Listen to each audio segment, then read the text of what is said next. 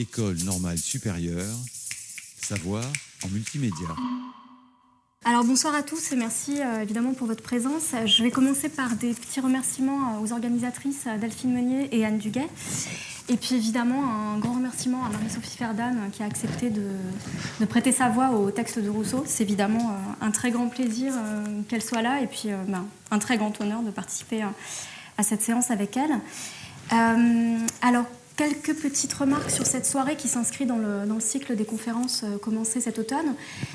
Ce soir, alors, la soirée de lecture va peut-être prendre une résonance un tout petit peu particulière cette année, pas du tout à cause de l'agrégation, bien sûr, parce que ça concerne très peu de gens, mais parce qu'on est en 2012, comme vous le savez. Et il se trouve que Rousseau est né en 1712 et que cette année, c'est l'année tricentenaire de sa naissance. Donc vous avez peut-être vu fleurir des événements, ou pas, hein, bien sûr, des événements de commémoration. Mais on en a fait il n'y a pas très longtemps sur le versant strictement philosophique à l'école. Mais il me semble que, voilà, pour rendre hommage à son œuvre, à la grandeur de son œuvre, à la beauté de ses pages, et puis aussi à la manière dont il a pu marquer l'histoire des idées, il n'y a pas plus bel hommage que de vraiment relire, entendre ces textes véritablement dits et parlés. Dans la mesure aussi où il va y avoir un axe... Enfin, personnellement, je trouve cette soirée aussi un peu émouvante.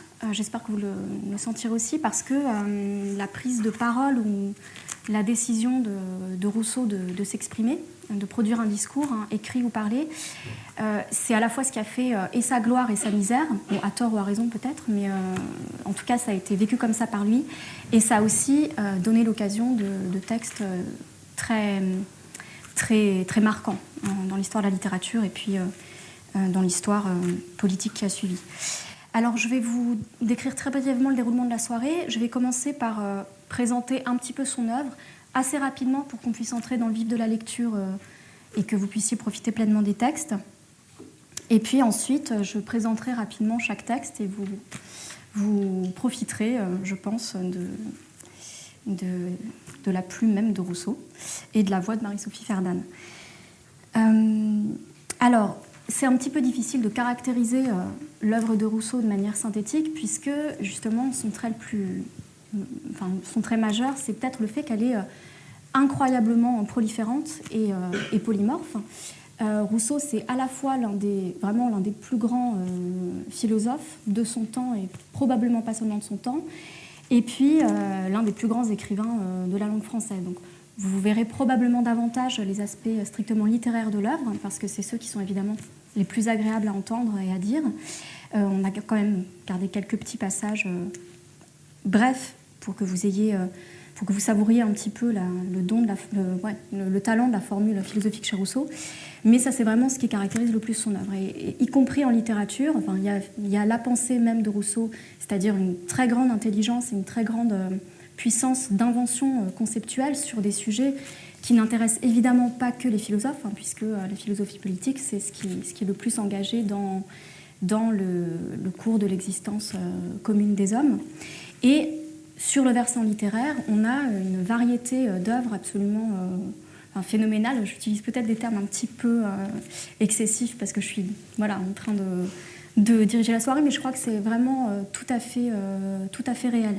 On a, vous verrez de toute façon, je prendrai un peu plus de temps pour présenter chaque œuvre, mais que ce soit les confessions, que ce soit la Nouvelle Héloïse, que ce soit les discours même, le discours sur les sciences et les arts, le discours sur l'inégalité, on a vraiment une variété de styles, d'objets aussi, d'objets d'interrogation, et une variété de mise en œuvre et de l'intelligence et de la sensibilité via des modalités d'expression différentes qui sont assez stupéfiantes. Je n'ai pas signalé les rêveries du promeneur solitaire, mais vous allez en profiter ce soir normalement. En ce qui concerne le style, très rapidement, vous allez voir que selon les pages, il y a une très grande capacité de Rousseau à adapter son style à des horizons différents. Alors on a choisi comme petite phrase de présentation de la soirée « Mon style inégal et naturel fera lui-même partie de mon histoire ». Alors c'est un style inégal et naturel, certes, très vif, très, très proche du cours vivant de la sensibilité ou de la pensée, mais c'est un style qui s'inscrit malgré tout dans un très très grand classicisme, dans une très grande maîtrise de la tradition de l'écriture à la grande manière, qui fait que justement ces éventuelles entorses au style sont absolument maîtrisées, quoi. Donc je pense que vous savourerez ça directement dans les textes. Enfin, je vais faire un dernier point sur, indépendamment du talent d'écrivain de Rousseau et de son talent de penseur, il y a quelque chose qui est absolument frappant dans tous ces textes et qui les met en tension les uns par rapport aux autres. C'est évidemment pas un cas isolé dans l'histoire de la littérature et de la philosophie, mais c'est qu'on a affaire à une écriture et à une expression qui a vraiment un rôle de constitution, de production de quelque chose qui prend naissance dans l'écriture même et dans l'expression même. C'est pas très clair ce que je suis en train de dire.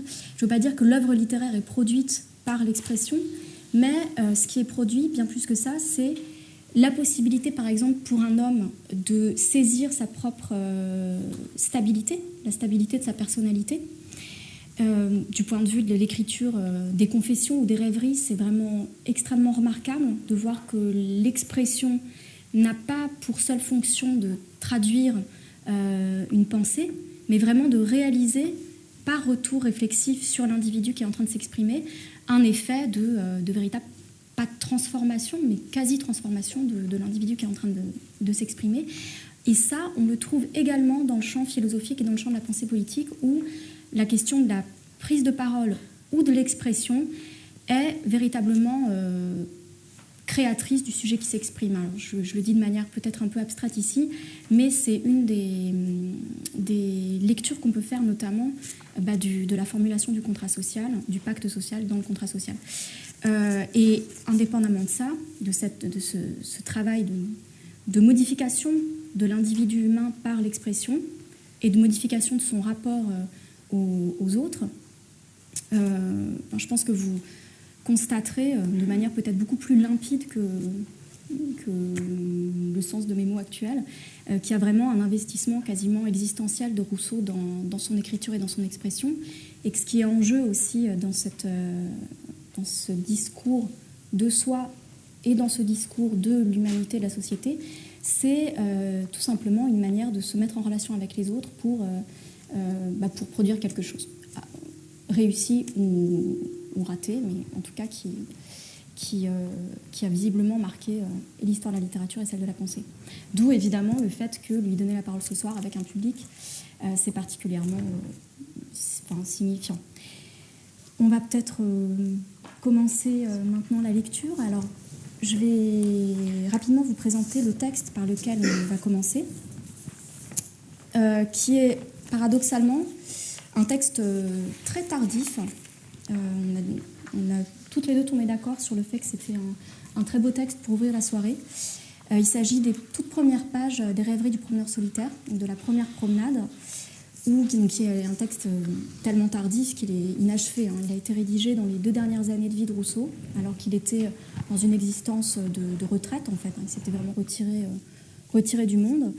Et on y trouve une écriture qui est pas repliée sur elle-même, mais où il semble que Rousseau ait trouvé une forme d'existence apaisée dans une solitude qu'il vit comme une solitude contrainte, mais dans laquelle il trouve une forme de repos. Et donc on a décidé de planter le décor un peu avec ce texte. On reviendra sur les rêveries, mais plutôt en fin de session. Voilà.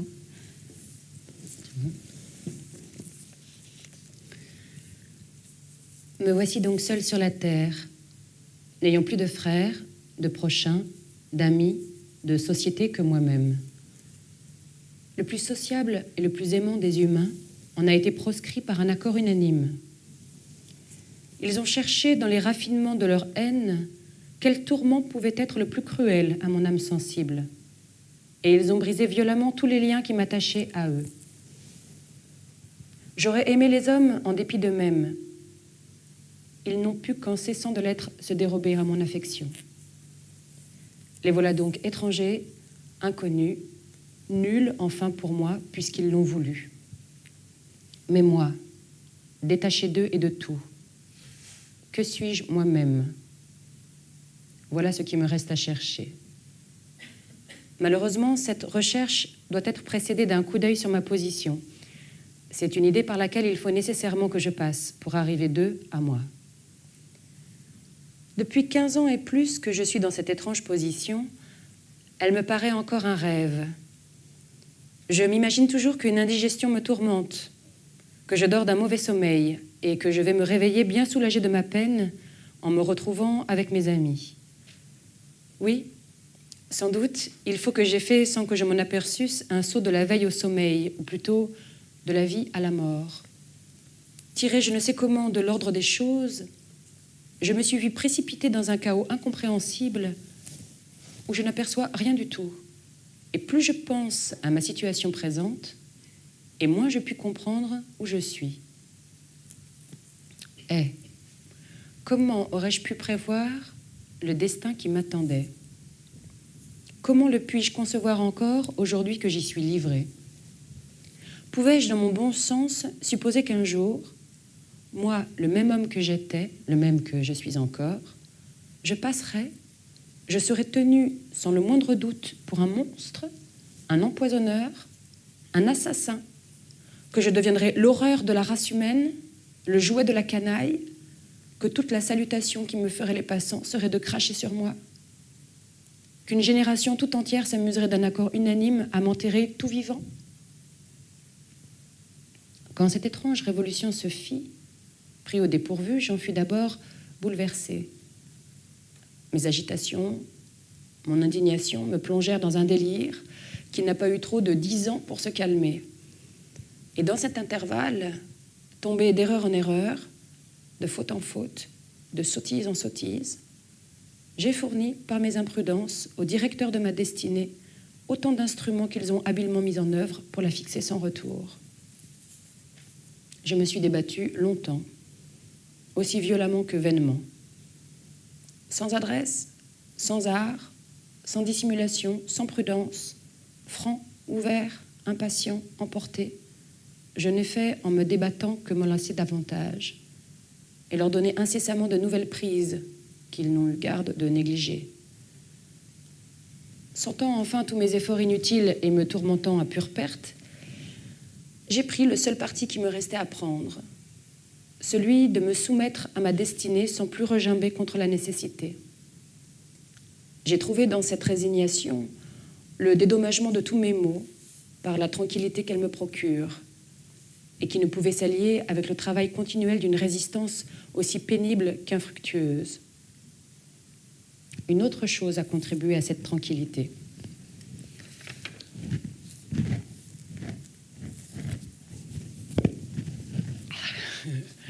Dans tous les raffinements de leur haine, pardon, on va simplifier tout de suite, parce que dans tous les raffinements de leur haine, mes persécuteurs en ont omis un, que leur animosité leur a fait oublier. C'était d'en graduer si bien les effets qu'ils puissent entretenir et renouveler mes douleurs sans cesse, en me portant toujours quelque nouvelle atteinte. S'ils avaient eu l'adresse de me laisser quelques lueurs d'espérance, ils me tiendraient encore par là. Ils pourraient faire encore de moi leur jouet par quelques faux leurres et me navraient ensuite d'un tourment toujours nouveau par mon attente déçue. Mais ils ont d'avance épuisé toutes leurs ressources. En ne me laissant rien, ils se sont tout ôtés à eux-mêmes. La diffamation, la dépression, la dérision, l'opprobre dont ils m'ont couvert ne sont pas plus susceptibles d'augmentation que d'adoucissement. Nous sommes également hors d'état, eux de les aggraver et moi de m'y soustraire. Ils se sont tellement pressés de porter à son comble la mesure de ma misère que toute la puissance humaine, aidée de toutes les ruses de l'enfer, n'y saurait plus rien ajouter. La douleur physique elle-même, au lieu d'augmenter mes peines, y ferait diversion. En m'arrachant des cris, peut-être, elle m'épargnerait des gémissements, et les déchirements de mon corps suspendraient ceux de mon cœur. Qu'ai-je encore à craindre d'eux, puisque tout est fait? Ne pouvant plus empirer mon état, il ne saurait plus m'inspirer d'alarme. L'inquiétude et l'effroi sont des mots dont ils m'ont pour jamais délivré. C'est toujours un soulagement. Les mots réels ont sur moi peu de prise. Je prends aisément mon parti sur ce que j'éprouve, mais non pas sur ce que je crains. Mon imagination effarouchée les combine, les retourne, les étend et les augmente. Leur attente me tourmente 100 fois plus que leur présence, et la menace m'est plus terrible que le coup.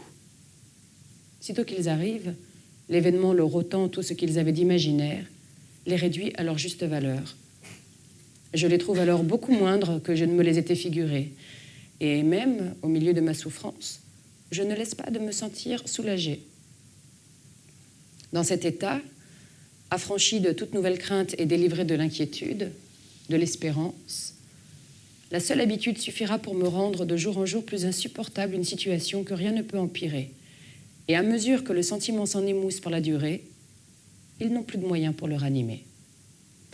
Voilà le bien que m'ont fait mes persécuteurs.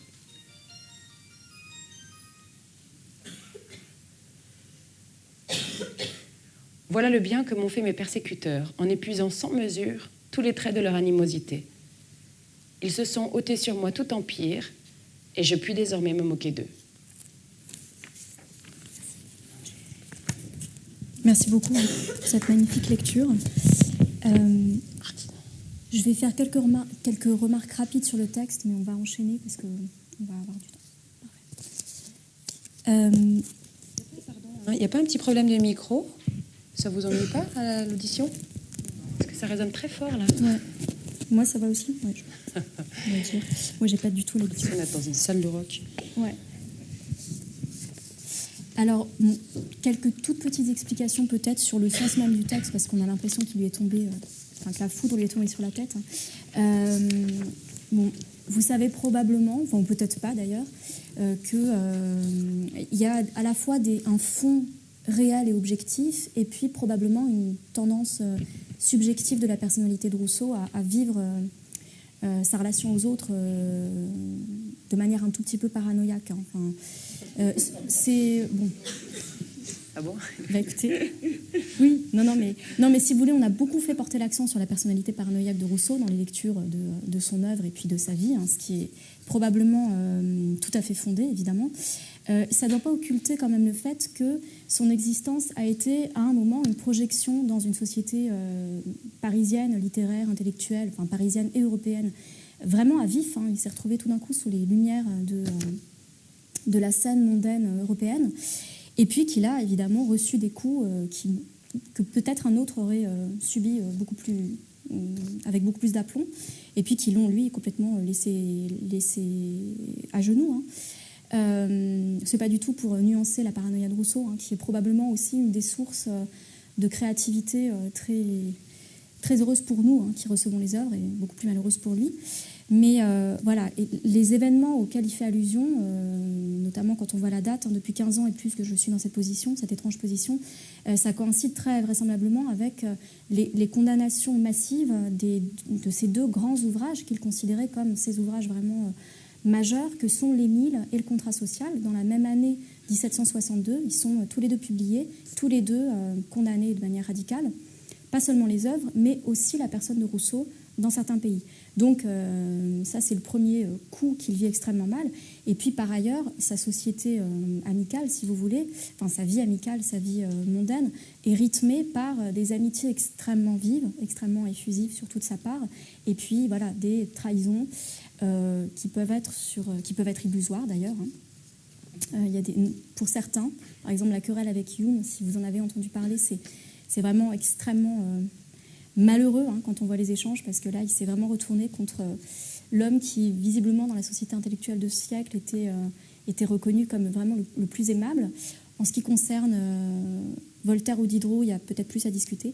Mais en tout cas, voilà, ce qui est à l'œuvre là-dedans, c'est ce sentiment d'abandon total qui est lié à toute la haine et la rivalité qui peut susciter la gloire qui était la sienne, qui a pu susciter la gloire qui était la sienne, et puis aussi évidemment une réception personnelle vraiment très excessivement portés à se sentir persécutés.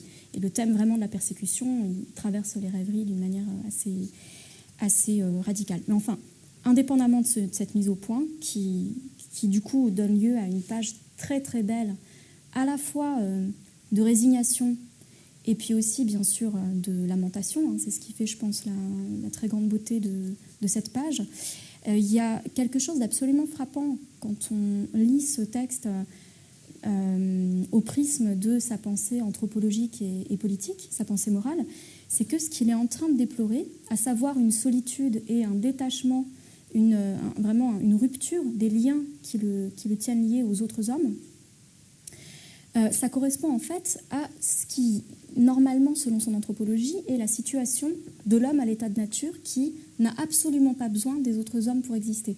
Donc c'est assez frappant de voir que l'homme qui a vraiment théorisé de manière la plus radicale l'indépendance naturelle des individus les uns par rapport aux autres est probablement celui qui a le plus mal vécu la situation d'être privé de cet attachement à la société et simplement à une société amicale aussi, hein, pas simplement la société générale, mais aussi une société simplement amicale. C'est pas un paradoxe, hein, parce qu'à partir du moment où vous vivez avec d'autres, Rousseau va tout de suite dire que les liens affectifs se tissent et durent et se consolident et deviennent même consubstantiels de votre existence humaine, mais c'est relativement frappant. Bon, j'en dis pas plus parce que sinon on va vraiment faire tarder la soirée. On va maintenant faire un grand saut en arrière et on va aborder, donc on va revenir à une période qui est beaucoup plus heureuse pour lui, mais qui est aussi le début de la fin en quelque sorte, parce que le texte que vous allez maintenant entendre est un extrait du discours sur l'origine et les fondements de l'inégalité parmi les hommes, donc on appelle couramment le second discours. Second discours parce qu'il y a eu un premier discours qui est le discours sur les sciences et les arts, qui lui a été publié en 1751. Et ce premier discours, le discours sur les sciences et les arts, dont vous n'entendrez pas d'extrait ce soir, mais que vous pouvez lire avec profit, c'est une très belle langue, c'est l'ouvrage qui a vraiment projeté Rousseau dans la célébrité. Le premier discours, hein, pas celui que vous allez entendre, qui arrive alors qu'il est déjà pleinement partie de la société parisienne intellectuelle. Très rapidement pour l'histoire, hein, le premier discours, le discours sur les sciences et les arts, c'est un discours que Rousseau a rédigé en réponse à un appel à concours de l'Académie de Dijon. La question étant de savoir en quoi le développement des sciences le rétablissement des sciences et des arts a contribué au rétablissement de l'homme, en gros, hein, au progrès de la société.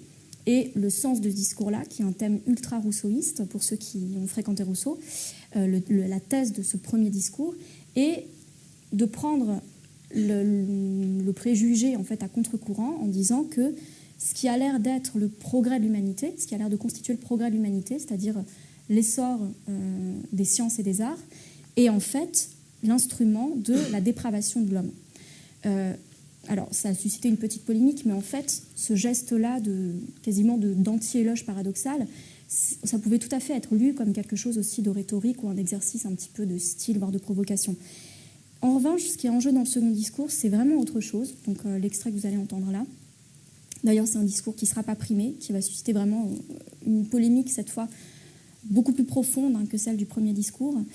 Le second discours, qui est également une réponse à l'Académie de Dijon, mais à la question de savoir si l'inégalité entre les hommes est autorisée par la loi naturelle, enfin, quelle est l'origine de l'inégalité entre les hommes et si elle est ou non autorisée par la loi naturelle, va offrir à Rousseau l'occasion de vraiment exprimer ce qui sont les prémices, et même plus que les prémices, hein, vraiment les bases de sa théorie politique, avec une très vive contestation de la naturalité de l'inégalité entre les hommes. Donc c'est une critique de l'inégalité entre les hommes qui va être interprétée comme fondamentalement artificielle. J'en dis pas plus parce que je reviendrai un tout petit peu sur le texte. Avant les fèves. Comment ? Avant les fèves. Avant les fèves. Et voilà, c'est un texte qui en plus est... Donc on est au début de la deuxième section du second discours qui ouvre le récit du passage de l'état de nature à l'état civil. Il nous explique comment s'est opéré ce passage, comment on peut le concevoir. Le premier, qui, ayant enclos un terrain, s'avisa de dire « Ceci est à moi », et trouva des gens assez simples pour le croire, fut le vrai fondateur de la société civile. Que de crimes, de guerres, de meurtres, que de misère et d'horreur n'eût point épargné au genre humain, celui qui, arrachant les pieux ou comblant le fossé, eût crié à ses semblables « Gardez-vous d'écouter cet imposteur. Vous êtes perdus si vous oubliez que les fruits sont à tous et que la terre n'est à personne. » Mais il y a grande apparence qu'alors les choses en étaient déjà venues au point de ne pouvoir plus durer comme elles étaient. Car cette idée de propriété, dépendant de beaucoup d'idées antérieures, qui n'ont pu naître que successivement, ne se forma pas tout d'un coup dans l'esprit du genre humain. Il faut bien faire des progrès, acquérir bien de l'industrie et des lumières, les transmettre et les augmenter d'âge en âge, avant que d'arriver à ce dernier terme de l'état de nature. Reprenons donc les choses de plus haut et tâchons de rassembler sous un seul point de vue cette lente succession d'événements et de connaissances dans leur ordre le plus naturel. Merci. Alors, c'est un texte qui est très ramassé, hein, on a pris exprès assez court. Je crois que je vais commenter la forme du texte, en fait, hein, pour rentrer un petit peu justement dans l'écriture. Vous voyez que ce qui est assez frappant dans ce texte, c'est qu'on a en fait une mise en scène, on a vraiment deux personnages et des actions de deux personnages singuliers, hein, qui sont représentés comme étant un moment précis, un moment unique, dans un lieu précis, un terrain. Et qu'est-ce qu'on voit? On va arriver un type qui plante des piquets, qui s'approprie un terrain, qui est le fondateur de la société civile pour le malheur de l'humanité, et qui aurait pu être arrêté dans son geste par un autre personnage fictif qu'on imagine arriver et dire aux autres « mais vous êtes perdus si vous croyez ce que vous dit cet homme-là, à savoir si vous croyez que ce terrain-là lui appartient ».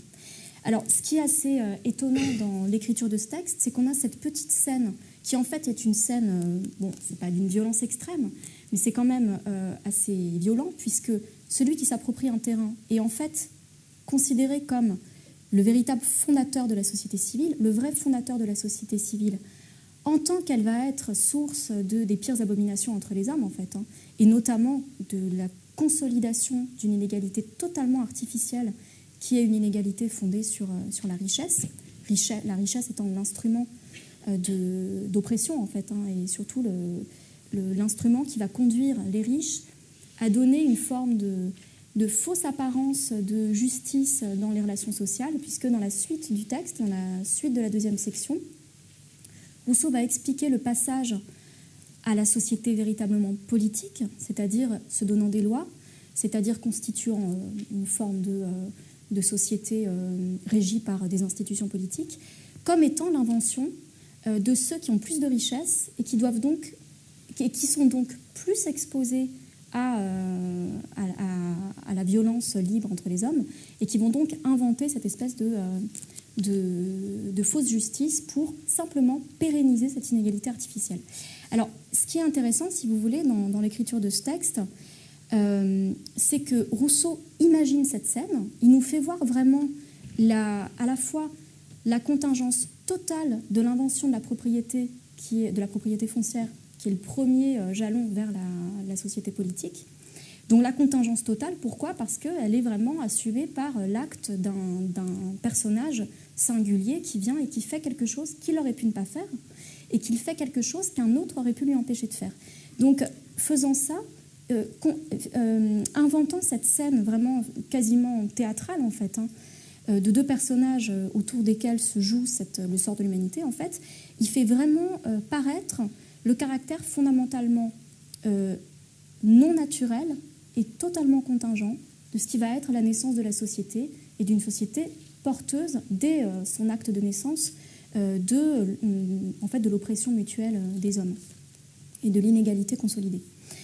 En même temps, ce qui est très important, c'est que la suite du texte vient complètement nuancer cette imagination, enfin, cette hypothèse fictive d'un premier moment où on aurait comme ça librement et de manière totalement liée au hasard, et puis qui aurait pu ne pas arriver. Pourquoi? Puisqu'il nous dit dans la suite du texte, il y a grande apparence qu'alors les choses en étaient déjà venues au point de ne pouvoir plus durer comme elles étaient. Et donc ce qu'il va nous dire, en fait, c'est que ce passage, cette invention de la propriété, qui est le premier moment de la société civile, en fait, n'est pas du tout quelque chose qui aurait pu ne pas se produire, mais qui a au contraire été entraîné par une succession d'étapes très lentes de développement des relations humaines progressives. D'ailleurs, à la fin de la première partie du second discours, il y a déjà des relations humaines qui se sont constituées. On a déjà imaginé des regroupements familiaux entre les hommes. Et donc, ce que fait Rousseau dans le second discours, c'est plutôt que de remettre l'acte de naissance de la société à quelque chose qui relèverait du strict hasard, au contraire, d'imaginer une histoire qui est fictive, bien sûr, mais qui en même temps est régie dans son développement par une compréhension rationnelle des choses, pour nous faire voir quoi ? Pour nous faire voir que du coup, l'état dans lequel on se trouve, c'est un état qui en fait a acquis une forme de nécessité liée au très lent déroulement de l'histoire qui nous a amenés à la société en fait dans laquelle nous sommes, même nous, en un sens ça correspond exactement à ça, avec des nuances peut-être sur l'effort pour réduire les inégalités et pour vivre selon des règles plus justes, mais que finalement, ça c'est le produit d'une histoire qu'on n'aurait pas pu arrêter simplement en disant à l'homme, en disant aux hommes, non, n'écoute pas ce qu'il te dit, ça ne t'appartient pas. Et ce qui est très important dans ces deux mouvements, c'est-à-dire d'une part, imaginez cette scène et vous mettre sous les yeux que la propriété finalement c'est une invention libre et dont on aurait pu se priver, et dire en même temps qu'en fait c'est arrivé très lentement et qu'on aurait eu beaucoup de mal à l'empêcher, ça permet en fait de dégager deux choses très importantes, de dégager d'une part et de garder à l'esprit que quand même la propriété et l'oppression des hommes les uns sur les autres, la propriété en tant qu'elle est consolidation d'une inégalité trop grande pour pouvoir vraiment vivre ensemble, et que d'autre part, ce qu'il fait c'est qu'il nous fait voir l'extrême violence de la chose et l'extrême injustice de la chose, et d'autre part en nous montrant la très lente nécessité du cours des événements qui a présidé à la naissance de la société. Ce qui nous fait voir aussi, c'est que du coup, ce qui est en jeu dans la minimisation, enfin dans la possibilité d'une restauration de la justice et de l'égalité, c'est notre existence collective. C'est-à-dire que ça ne se joue plus entre des individus séparés, ça se joue entre des individus qui sont de fait fondamentalement liés les uns aux autres. Et du coup, tout simplement, le type de solution qu'on va pouvoir avoir pour restaurer une forme d'égalité ou de justice, ça va se jouer dans le politique. Donc si vous voulez, dans ce texte très ramassé, vous avez des choses très importantes, vous avez vraiment la séparation entre ce qui est et ce qui devrait être, avec cette scène entre les deux hommes qui auraient pu faire autrement, et puis le fait que le rétablissement d'une forme de justice, ça va passer par un accord collectif entre les hommes. Et ça, évidemment, ça annonce déjà le contrat social. Mais cette dénonciation de la naissance de la propriété, comme je suis en train de passer au texte suivant, ne vous inquiétez pas, cette interprétation de la naissance de la société par un acte fondamentalement injuste et en fait de dénaturation, parce que c'est ça qui est en jeu dans le second discours, ne nous conduit pas évidemment à devoir envisager une sortie de la société de chaque individu. Rousseau, évidemment, il a été très moqué à la suite du second discours. Voltaire a dit c'est très bien ce second discours qui défend notamment comme thèse que les hommes à l'état naturel sont complètement séparés les uns des autres et que c'était ça le bonheur initial, me donne envie de marcher à quatre pattes. Évidemment, Rousseau n'est pas du tout pour un retour à la nature, simplement pour au contraire un engagement dans une vie sociale réelle au travers de laquelle on peut rétablir et la liberté de chaque individu et une relative égalité de conditions. Alors, du coup, évidemment, la propriété demeure un droit très important puisque c'est la possibilité de votre mode d'action dans le monde, mais va devoir être notamment bien comprise en fonction de son statut. Alors, on va maintenant passer dans un texte qui est beaucoup plus vivant, qui traite encore de l'idée de propriété et qui traite de la manière dont vous pouvez faire acquérir ou faire former à un enfant l'idée de propriété. Alors, c'est un texte qui est extrait du deuxième livre de l'Émile. L'Émile, c'est le traité d'éducation de Rousseau, qui est aussi un traité de l'homme, c'est vraiment un traité d'anthropologie et de philosophie. On se trouve dans le deuxième livre qui est consacré aux premières années de l'enfant. Et il va être question de lui donner une première idée des rapports entre les hommes, et ça va être par l'idée de propriété. L'enfant vivant à la campagne aura pris quelques notions des travaux champêtres. Il ne faut pour cela que des yeux, du loisir, et il aura l'un et l'autre. Il est de tout âge, surtout du sien, de vouloir créer, imiter, produire, donner des signes de puissance et d'activité. Il n'aura pas vu 2 fois labourer un jardin, semer, lever, croître des légumes qu'il voudra jardiner à son tour. Par les principes ci-devant établis, je ne m'oppose point à son envie. Au contraire, je la favorise. Je partage son goût, je travaille avec lui. Non pour son plaisir, mais pour le mien. Du moins, il le croit ainsi. Je deviens son garçon jardinier. En attendant qu'il ait des bras, je laboure pour lui la terre. Il en prend possession en y plantant une fève. Et sûrement, cette possession est plus sacrée et plus respectable que celle que prenait Núñez Balboa de l'Amérique méridionale au nom du roi d'Espagne en plantant son étendard sur les côtes de la mer du Sud. On vient tous les jours arroser les fèves, on les voit lever dans des transports de joie. J'augmente cette joie en lui disant « Cela vous appartient » et lui expliquant alors ce terme d'appartenir. Je lui fais sentir qu'il a mis là son temps, son travail, sa peine, sa personne enfin. Qu'il y a dans cette terre quelque chose de lui-même qu'il peut réclamer contre qui que ce soit, comme il pourrait retenir son bras de la main d'un autre homme qui voudrait le retenir malgré lui. Un beau jour, il arrive empressé et l'arrosoir à la main. Ô spectacle, ô douleur, toutes les fèves sont arrachées, tout le terrain est bouleversé. La place même ne se reconnaît plus. Ah, qu'est devenu mon travail, mon ouvrage, le doux fruit de mes soins, de mes sueurs? Qui m'a ravi mon bien? Qui m'a pris mes fèves? Ce jeune cœur se soulève. Le premier sentiment de l'injustice y vient verser sa triste amertume. Les larmes coulent en ruisseaux. L'enfant désolé remplit l'air de gémissements et de cris. On prend part à sa peine, à son indignation. On cherche, on s'informe, on fait des perquisitions. Enfin, l'on découvre que le jardinier a fait le coup. On le fait venir. Mais nous voici bien loin du compte. Le jardinier, apprenant de quoi on se plaint, commence à se plaindre plus haut que nous. « Quoi, messieurs, c'est vous qui m'avez ainsi gâté mon ouvrage. J'avais semé là des melons de Malte, dont la graine m'avait été donnée comme un trésor, et desquels j'espérais vous régaler quand ils seraient mûrs. Mais voilà que pour y planter vos misérables fèves, vous m'avez détruit mes melons déjà tout levés, et que je ne remplacerai jamais. Vous m'avez fait un tort irréparable. Et vous vous êtes privé vous-même du plaisir de manger des melons exquis. » Jean-Jacques. « Excusez-nous, mon pauvre Robert, vous aviez mis là votre travail, votre peine. Je vois bien que nous avons eu tort de gâter votre ouvrage. Mais nous ferons venir d'autres graines de Malte et nous ne travaillerons plus la terre avant de savoir si quelqu'un n'y a point mis la main avant nous. » Robert. « Oh, bien, messieurs, vous pouvez donc vous reposer, car il n'y a plus guère de terre en friche. Moi, je travaille celle que mon père a bonifiée. Chacun en fait autant de son côté. Et toutes les terres que vous voyez sont occupées depuis longtemps. » Émile. « Monsieur Robert, il y a donc souvent de la graine de melon perdue ?» Robert. « Pardonnez-moi, mon jeune cadet, car il ne nous vient pas souvent des petits messieurs aussi étourdis que vous. Personne ne touche au jardin de son voisin.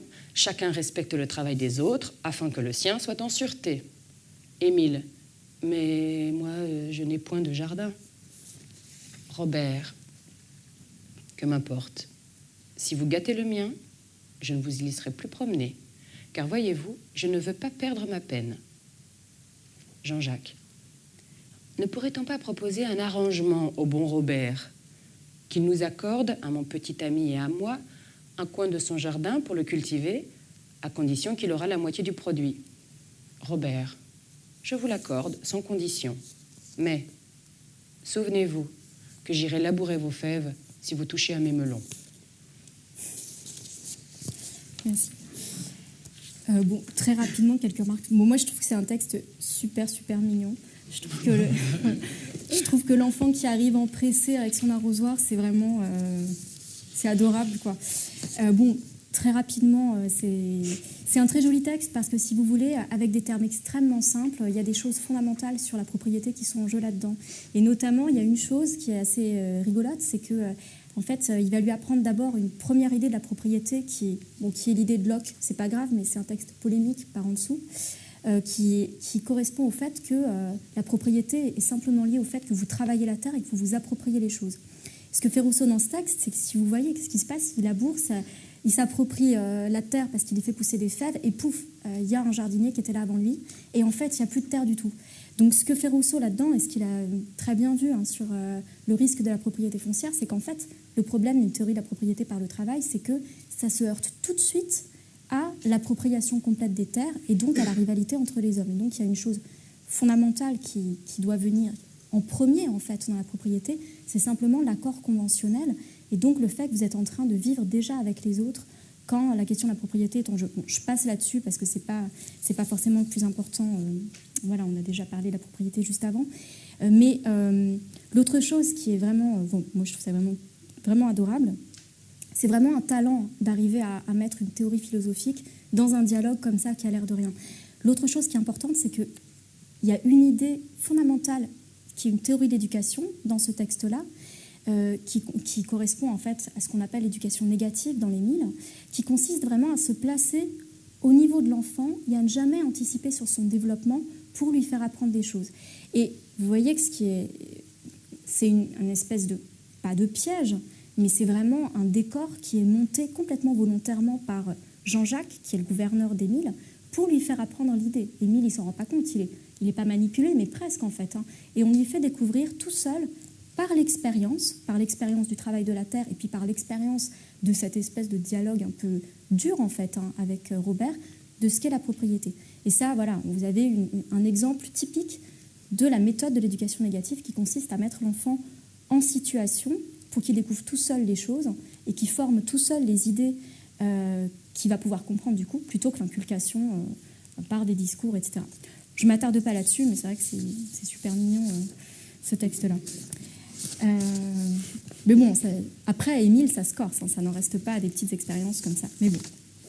Alors, maintenant, on va aborder un texte que vous avez peut-être déjà lu, parce que c'est un texte très, très connu, très classique, et puis en plus qu'on retient quand on l'entend, qui est le préambule des Confessions. Alors, on passe vraiment de ce premier moment sur Second discours, propriété, Émile, à des textes qui sont des textes autobiographiques. Voilà, parmi les grandes inventions, innovations portées par l'œuvre de Rousseau, il y a cette très grande brèche dans l'histoire de la littérature qui est quasiment l'invention de l'autobiographie en son sens moderne, parce que c'est pas ce qui se passe chez Montaigne, c'est pas non plus ce qui se passe chez Saint-Augustin. Voilà, j'en dis pas plus, les Confessions, ça prend juste quelques petites informations. Les Confessions, c'est un ouvrage qui est paru posthume, que Rousseau a commencé à rédiger assez tard. Il a commencé à le rédiger en 1760, entre 66 et 69, si je dis pas de bêtises, c'était peut-être 67-70, mais avec une volonté très ferme, notamment de clarifier sa personnalité au regard de ses contemporains, pour aller très vite. Voilà. Et il plante le décor très clairement dès la première page. Je forme une entreprise qui n'eut jamais d'exemple et dont l'exécution n'aura point d'imitateur. Je veux montrer à mes semblables un homme dans toute la vérité de sa nature. Et cet homme, ce sera moi. Moi seul. Je sens mon cœur et je connais les hommes. Je ne suis fait comme aucun de ceux que j'ai vus. J'ose croire n'être fait comme aucun de ceux qui existent. Si je ne vaux pas mieux, au moins, je suis autre. Si la nature a bien ou mal fait de briser le moule dans lequel elle m'a jeté, c'est ce dont on ne peut juger qu'après m'avoir lu. Que la trompette du jugement dernier sonne quand elle voudra. Je viendrai, ce livre à la main, me présenter devant le souverain juge. Je dirai hautement, voilà ce que j'ai fait, ce que j'ai pensé, ce que je fus. Je n'ai rien tué de mauvais, rien ajouté de bon. Et s'il m'est arrivé d'employer quelque ornement indifférent, ce n'a jamais été que pour remplir un vide occasionné par mon défaut de mémoire.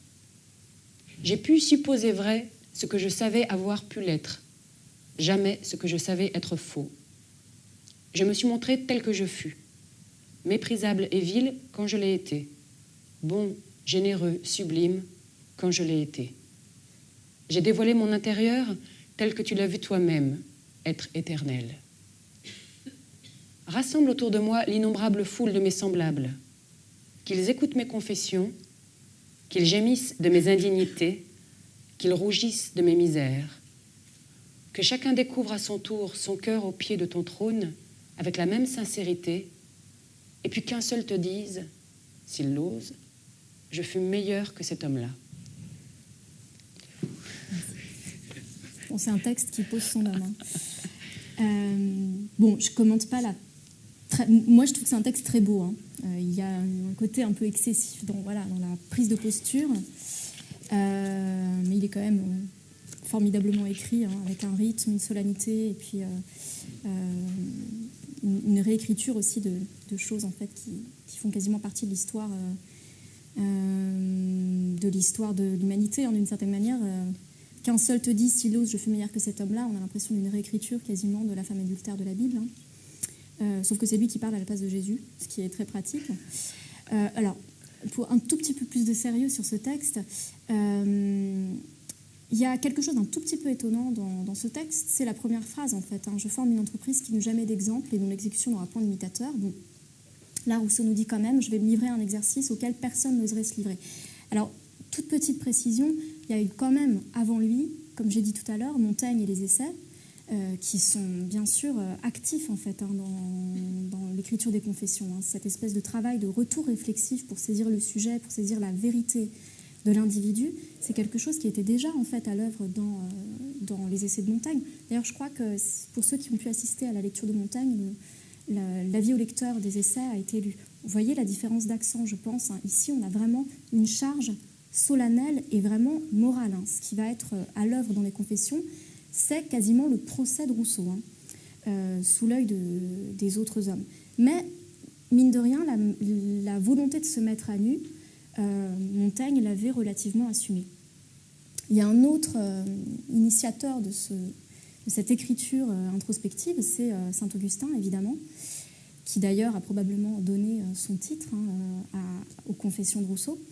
Alors, quelques remarques sur les différences en fait, fondamentales entre Rousseau et ses deux grandes œuvres, entre les Confessions de Rousseau et puis les Essais de Montaigne et saint Augustin. Alors, il y a deux choses toutes bêtes à noter, c'est que en fait, ce qu'il n'y a pas chez Montaigne, c'est ce tissage de l'histoire de l'individu, de l'histoire intégrale de l'individu, auquel Rousseau va se livrer. Ce qui en fait est déjà un petit peu le cas dans les Confessions d'Augustin. Et ce qu'il n'y a pas chez Augustin, c'est d'abord Rousseau est un homme qui n'est pas évêque, qui n'a pas été le grand homme vertueux qu'a été saint Augustin même au terme de sa vie. Et donc en fait, ce qui est très intéressant dans les Confessions de Rousseau, c'est que cette reprise du geste augustinien de relecture de son histoire individuelle pour comprendre sa personnalité propre, alors que chez saint Augustin, ce récit d'une histoire individuelle était le récit de l'histoire d'un salut, en fait, puisque saint Augustin, en fait, raconte comment il est arrivé à se convertir et à adopter sa vie, sa nouvelle vie. En fait, chez Rousseau, ce geste de salut, c'est l'écriture même qui va l'opérer. Ça, c'est une très grande différence entre les deux écrits, je pense. La deuxième chose, c'est que Rousseau met fondamentalement l'accent sur les deux pôles extrêmes de l'écriture de soi, à savoir écrire le plus vil de ce qu'il y a en soi. Et donc, c'est une nullité qui n'est pas du tout la même que Montaigne. Ce n'est pas une nullité qui vise un naturel universel de l'homme ou une singularité propre de tempérament. C'est une nullité qui est vraiment à prendre au sens propre, quasiment d'impudeur, en fait. Comme d'ailleurs, vous allez le voir dans le texte qui va suivre. Et puis, la deuxième chose, c'est je vais me montrer aussi sublime quand je l'ai été. Avec évidemment une écriture dont on va voir qu'elle travaille tout le temps à un rachat moral de Rousseau par rapport à ses contemporains. Et la dernière chose, évidemment, c'est que, évidemment, Montaigne écrivait pour des lecteurs, Augustin écrivait aussi pour des lecteurs, mais finalement, l'interlocuteur de saint Augustin, c'est fondamentalement Dieu dans les Confessions. Ici, qu'est-ce qu'on a ? On a un procès humain, une autobiographie qui se veut procès, et dont vraiment le juge, en fait, c'est le public des hommes. Même si Rousseau dit « je viendrai avec ce livre », il dit « rassemble autour de moi la foule de mes semblables, regardez-moi et jugez-moi si vous l'osez », en gros. Et avec ce geste des confessions, alors vraiment on entre dans la modernité parce que ce qui va être à l'œuvre dans l'écriture des confessions, c'est vraiment une prise au sérieux de l'intimité psychique et historique de l'individu dans tout ce que ça peut avoir de plus scabreux en fait. Hein. Et il y a une forme de très grande modernité dans la capacité à aller là où on n'osait pas forcément aller dans des textes qui n'étaient pas fondamentalement provocants. Alors du coup, on va tout de suite aborder le premier grand aveu qui est à l'œuvre dans les Confessions, et qui se trouve dans le premier livre des Confessions, et qui raconte une punition, enfin la manière dont Rousseau a vécu une punition. C'est le texte de la Fessée, pour ceux qui le connaissent. Rousseau est petit, il est tout enfant, et il est en pension chez le pasteur Lambertier et sa femme. Et voilà ce qu'il nous dit d'une des sources dans son enfance, d'un des traits de son tempérament. Comme mademoiselle Lambertier avait pour nous l'affection d'une mère, elle en avait aussi l'autorité, et la portait quelquefois jusqu'à nous infliger la punition des enfants, quand nous l'avions méritée. Assez longtemps, elle s'en tint à la menace. Et cette menace d'un châtiment tout nouveau pour moi me semblait très effrayante. Mais après l'exécution, je la trouvais moins terrible à l'épreuve que l'attente ne l'avait été. Et ce qu'il y a de plus bizarre est que ce châtiment m'affectionna davantage encore à celle qui me l'avait imposé. Il fallait même toute la vérité de cette affection et toute ma douceur naturelle pour m'empêcher de chercher le retour du même traitement en le méritant. Car j'avais trouvé dans la douleur, dans la honte même, un mélange de sensualité qui m'avait laissé plus de désir que de crainte de l'éprouver de rechef par la même main. Il est vrai que, comme il se mêlait sans doute à cela quelque instinct précoce du sexe, le même châtiment reçu de son frère ne m'eût point du tout paru plaisant. Mais, de l'humeur dont il était, cette substitution n'était guère à craindre. Et si je m'abstenais de mériter la correction, c'était uniquement de peur de fâcher mademoiselle Lambertier. Cette récidive, que j'éloignais sans la craindre, arriva sans qu'il y eût de ma faute, c'est-à-dire de ma volonté. Et j'en profitais, je puis dire, en sûreté de conscience. Mais cette seconde fois fut aussi la dernière. Car mademoiselle Lambertier, s'étant aperçue à quelques signes que ce châtiment n'allait pas à son but, déclara qu'elle y renonçait et qu'il la fatiguait trop. Nous avions jusque-là couché dans sa chambre, et même en hiver quelquefois dans son lit. 2 jours après, on nous fit coucher dans une autre chambre, et j'eus désormais l'honneur, dont je me serais bien passée, d'être traité par elle en grand garçon. Qui croirait que ce châtiment d'enfant, reçu à 8 ans par la main d'une fille de 30, a décidé de mes goûts, de mes désirs, de mes passions, de moi pour le reste de ma vie, et cela précisément dans le sens contraire à ce qui devait s'en suivre naturellement. En même temps que mes sens furent allumés, mes désirs prirent si bien le change que, bornés à ce que j'avais éprouvé, ils ne s'avisèrent point de chercher autre chose. Avec un sang brûlant de sensualité presque dès ma naissance, je me conservai pure de toute souillure, jusqu'à l'âge où les tempéraments les plus froids et les plus tardifs se développent. Tourmentée longtemps sans savoir de quoi, je dévorais d'un œil ardent les belles personnes. Mon imagination me les rappelait sans cesse, uniquement pour les mettre en œuvre à ma mode et en faire autant de demoiselles Lambertier. Même après l'âge nubile, ce goût bizarre, toujours persistant et porté jusqu'à la dépravation, jusqu'à la folie, m'a conservé les mœurs honnêtes qu'il semblerait avoir dû m'ôter. Si jamais éducation fut modeste et chaste, c'est assurément celle que j'ai reçue. Mes 3 tantes n'étaient pas seulement des personnes d'une sagesse exemplaire, mais d'une réserve que depuis longtemps les femmes ne connaissent plus. Mon père, homme de plaisir, mais galant à la vieille mode, n'a jamais tenu près des femmes qu'il aimait le plus des propos dont une vierge eût pu rougir. Et jamais on n'a poussé plus loin que dans ma famille et devant moi le respect qu'on doit aux enfants. Je ne trouvais pas moins d'attention chez M. Lambertier sur le même article. Et une fort bonne servante y fut mise à la porte pour un mot un peu gaillard qu'elle avait prononcé devant nous. Non seulement je n'eus jusqu'à mon adolescence aucune idée distincte de l'union des sexes, mais jamais cette idée confuse ne s'offrit à moi que sous une image odieuse et dégoûtante. J'avais pour les filles publiques une horreur qui ne s'est jamais effacée. Je ne pouvais voir un débauché sans dédain, sans effroi même. Car mon aversion pour la débauche allait jusque-là, depuis qu'allant un jour au petit Saconnex par un chemin creux, je vis, des deux côtés, des cavités dans la terre, où l'on me dit que ces gens-là faisaient leur accouplement. Ce que j'avais vu de ceux des chiennes me revenait aussi toujours à l'esprit en pensant aux autres, et le cœur me soulevait à ce seul souvenir. Bon, alors voilà le premier aveu, et puis aussi un des premiers textes vraiment magistraux des confessions. Hein. Enfin, si vous avez l'occasion de le relire, voir la manière dont le récit est mené, en gardant les choses en suspens, et voilà, c'est vraiment une écriture extrêmement maîtrisée et une dramatisation de la chose très, très maîtrisée. Ce qui est évidemment frappant dans ce texte, c'est le contenu, bien sûr, hein, puisque ce que nous dit Rousseau en clair, hein, c'est que avoir reçu une fessée petit, ou des fessées petits, a développé en lui un goût sadomasochiste, hein, tout simplement.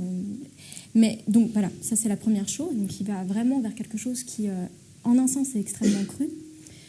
Le point vraiment très moderne aussi de ce texte, c'est cette explication de l'histoire individuelle, enfin, des goûts, de la formation du tempérament par des événements de la petite enfance, enfin pas de la toute petite enfance, mais de l'enfance en tout cas, évidemment. Là, on a vraiment toute la psychologie moderne qui se met en place, hein, avec des textes de ce genre. Et puis, ce qui est extrêmement frappant, à côté de ça, c'est la revendication d'honnêteté, en fait, hein, du personnage Rousseau. Évidemment, ce n'est pas du tout un texte type Sade qu'on a dans ce texte-là. On a, au contraire, et c'est pour ça que c'est peut-être encore plus subversif, une normalisation complète de ce type de goût qui peut naître d'une situation tout à fait normale, dans le cours d'une existence d'un enfant qui n'est pas du tout dépravé, qui n'est pas du tout attiré par la débauche, et qui peut, à l'aide d'un incident, enfin pas d'un incident, mais en tout cas d'une situation particulière, de circonstances particulières, ça c'est très important, l'idée de circonstances dans la vie de l'individu qui vont jouer un rôle absolument fondateur, fondamental dans la formation de la personnalité ou du tempérament. Voilà, moi ça me paraît vraiment une très grande force, ce texte, bien sûr, et puis il y a un éclatement complet, une subversion complète des limites de la pudeur. Là, vous voyez, ce qui est très intéressant, c'est que la question de l'honnêteté, et même de la vertu, en fait, est complètement désolidarisée de la question de la pudeur et de la question du voile qui vient cacher l'intimité, en fait. Il peut y avoir une intimité contenant même quelque chose qui est couramment reçu comme scabreux, alors qu'elle va de pair avec la pureté d'un individu. C'est pour ça qu'il y a quelque chose de très fort dans ce texte. Mais bon, à présent que Rousseau a fait ce premier aveu de caractère, en un sens un tout petit peu choquant de sa personnalité, il va pouvoir se peindre sous des couleurs un peu plus positives. C'est ce qu'il va faire dans le texte suivant. J'étudiais un jour seul ma leçon dans la chambre contiguë à la cuisine. La servante avait mis sécher à la plaque les peignes de mademoiselle Lambertier. Quand elle revint les prendre, il s'en trouva un dont tout un côté de dent était brisé. À qui s'en prendre de ce dégât? Personne d'autre que moi n'était entré dans la chambre. On m'interroge. Je nie d'avoir touché le peigne. Monsieur et mademoiselle Lambertier se réunissent, m'exhortent, me pressent, me menacent. Je persiste avec opiniâtreté. Mais la conviction était trop forte. Elle l'emporta sur toutes mes protestations, quoique ce fût la première fois qu'on m'eût trouvé tant d'audace à mentir. La chose fut prise au sérieux. Elle méritait de l'être. La méchanceté, le mensonge, l'obstination parurent également dignes de punition. Mais, pour le coup, ce ne fut pas par mademoiselle Lambertier qu'elle me fut infligée. On écrivit à mon oncle Bernard. Il vint. Mon pauvre cousin était chargé d'un autre délit non moins grave. Nous fûmes enveloppés dans la même exécution. Elle fut terrible. Quand, cherchant le remède dans le mal même, on eût voulu pour jamais amortir mes sens dépravés, on aurait pu mieux s'y prendre. Aussi me laissèrent-ils en repos pour longtemps. On ne put m'arracher l'aveu qu'on exigeait. Repris à plusieurs fois et mis dans l'état le plus affreux, je fus inébranlable. J'aurais souffert la mort et j'y étais résolu. Il fallut que la force même cédât au diabolique entêtement d'un enfant, car on n'appela pas autrement ma constance. Enfin, je sortis de cette cruelle épreuve en pièces, mais triomphant. Il y a maintenant près de 50 ans de cette aventure, et je n'ai pas peur d'être aujourd'hui puni de rechef pour le même fait. Eh bien, je déclare à la face du ciel que j'en étais innocent, que je n'avais cassé, ni touché le peigne, que je n'avais pas approché de la plaque, et que je n'y avais pas même songé. Qu'on ne me demande pas comment ce dégât se fit, je l'ignore, et je ne puis le comprendre. Ce que je sais très certainement, c'est que j'en étais innocent. Qu'on se figure un caractère timide et docile dans la vie ordinaire, mais ardent, fier, indomptable dans les passions. Un enfant toujours gouverné par la voie de la raison, toujours traité avec douceur, équité, complaisance, qui n'avait pas même l'idée de l'injustice, et qui pour la première fois en éprouve une si terrible de la part précisément des gens qu'il chérit et qu'il respecte le plus. Quel renversement d'idées, quel désordre de sentiments, quel bouleversement dans son cœur, dans sa cervelle, dans tout son petit être intelligent et moral. Je dis qu'on s'imagine tout cela s'il est possible, car pour moi, je ne me sens pas capable de démêler, de suivre la moindre trace de ce qui se passait alors en moi. Je n'avais pas encore assez de raison pour sentir combien les apparences me condamnaient et pour me mettre à la place des autres. Je me tenais à la mienne et tout ce que je sentais, c'était la rigueur d'un châtiment effroyable pour un crime que je n'avais pas commis. La douleur du corps, quoique vive, m'était peu sensible. Je ne sentais que l'indignation, la rage, le désespoir. Mon cousin, dans un cas à peu près semblable, et qu'on avait puni d'une faute involontaire comme d'un acte prémédité, se mettait en fureur à mon exemple et se montait, pour ainsi dire, à mon unisson. Tous deux dans le même lit, nous nous embrassions avec des transports convulsifs, nous étouffions. Et quand nos jeunes cœurs un peu soulagés pouvaient exhaler leur colère, nous nous levions sur notre séant et nous nous mettions tous deux à crier 100 fois toute notre force « Carnifex, carnifex, carnifex ». Je sens en écrivant ceci que mon pouls s'élève encore. Ces moments me seront toujours présents quand je vivrai 100 000 ans. Ce premier sentiment de la violence et de l'injustice est resté si profondément gravé dans mon âme que toutes les idées qui s'y rapportent me rendent ma première émotion. Et ce sentiment, relatif à moi dans son origine, a pris une telle consistance en lui-même et s'est tellement détaché de tout intérêt personnel que mon cœur s'enflamme au spectacle ou au récit de toute action injuste, quel qu'en soit l'objet, et en quelque lieu qu'elle se commette, comme si les faits en retombaient sur moi. Quand je lis les cruautés d'un tyran féroce, les subtiles noirceurs d'un fourbe de prêtre, je partirais volontiers pour aller poignarder ces misérables, dussé-je 100 fois y périr.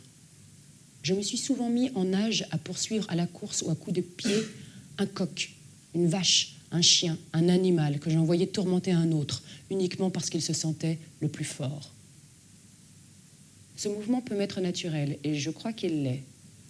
Mais le souvenir profond de la première injustice que j'ai soufferte y fut trop longtemps et trop fortement lié pour ne l'avoir pas beaucoup renforcé. Là fut le terme de la sérénité de ma vie enfantine. Dès ce moment, je cessais de jouir d'un bonheur pur. Et je sens aujourd'hui même que le souvenir des charmes de mon enfance s'arrête là. Nous restâmes encore à Beausset quelques mois. Nous y fûmes, comme on nous représente, le premier homme encore dans le paradis terrestre, mais ayant cessé d'en jouir. C'était en apparence la même situation, et en effet une toute autre manière d'être.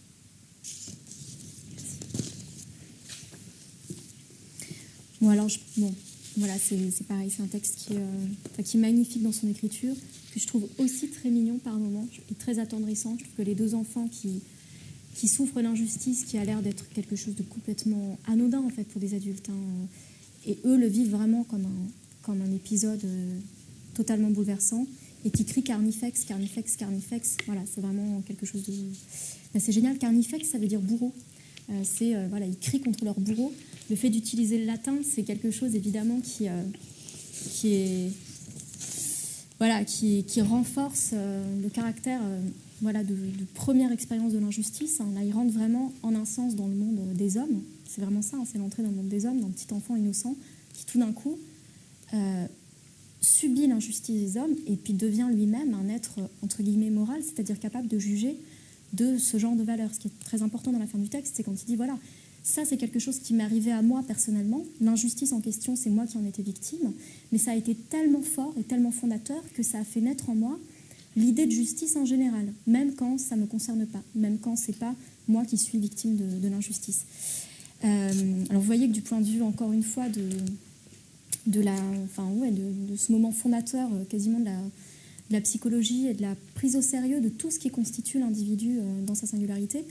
Rousseau ici fait quelque chose de magistral parce qu'il vient vraiment mettre la lumière sur un événement de l'enfance en lui donnant une très très grande importance, et une importance réelle évidemment, mais sur des moments dont on a l'habitude quand on est adulte et qu'on s'occupe d'enfants, enfin on n'a pas l'habitude évidemment, mais on a une tendance tout à fait naturelle à penser que les enfants oublient leur enfance, que ce qu'ils vivent finalement et ne va pas les marquer, hein, qu'ils seront adultes quand ils seront adultes, mais que ce qui leur arrive petit arrive à des êtres, des tout petits êtres intelligents qui ne sont pas encore capables finalement de juger. Et là ce qu'on a c'est l'éveil d'une personnalité morale très forte. Voilà, je ne vais pas m'attarder plus sur ce texte qui parle tout seul. On passe à la femme. Ouais, on attend. Alors maintenant, voilà, et chose aussi très importante, c'est le point de lumière que Rousseau jette sur l'enfance, hein, qui là est vraiment quelque chose de très important. Alors, c'est un texte, le texte qui vient, c'est un texte un tout petit peu récréatif, hein, qui est encore un texte extrait de l'Émile, et qui est une relecture du Corbeau et du Renard, avec une idée toute simple, qui est qu'une fable comme ça n'est absolument pas adaptée à l'intelligence d'un enfant et à l'expérience d'un enfant. Le Corbeau et le Renard. Fable. Maître Corbeau sur un arbre perché. Maître. Que signifie ce mot en lui-même? Que signifie-t-il au-devant d'un nom propre? Quel sens a-t-il dans cette occasion? Qu'est-ce qu'un corbeau? Qu'est-ce qu'un arbre perché? On ne dit pas sur un arbre perché, on dit perché sur un arbre. Par conséquent, il faut parler des inversions de la poésie. Il faut dire ce que c'est que prose et que vers. Tenait dans son bec un fromage. Quel fromage? Était-ce un fromage de Suisse, de Brie ou de Hollande? Si l'enfant n'a point vu de corbeau, que gagnez-vous à lui en parler? S'il en a vu, comment concevra-t-il qu'ils tiennent un fromage à leur bec? Faisons toujours des images d'après nature. Maître renard par l'odeur alléchée. Encore un maître. Mais pour celui-ci, c'est à bon titre. Il est maître passé dans les tours de son métier. Alors, il faut dire ce que c'est qu'un renard et distinguer son vrai naturel du caractère de convention qu'il a dans les fables. Alléché. Ce mot n'est pas usité, il le faut expliquer. Il faut dire qu'on ne s'en sert plus qu'en vers. L'enfant demandera « Pourquoi l'on parle autrement en vers qu'en prose ?»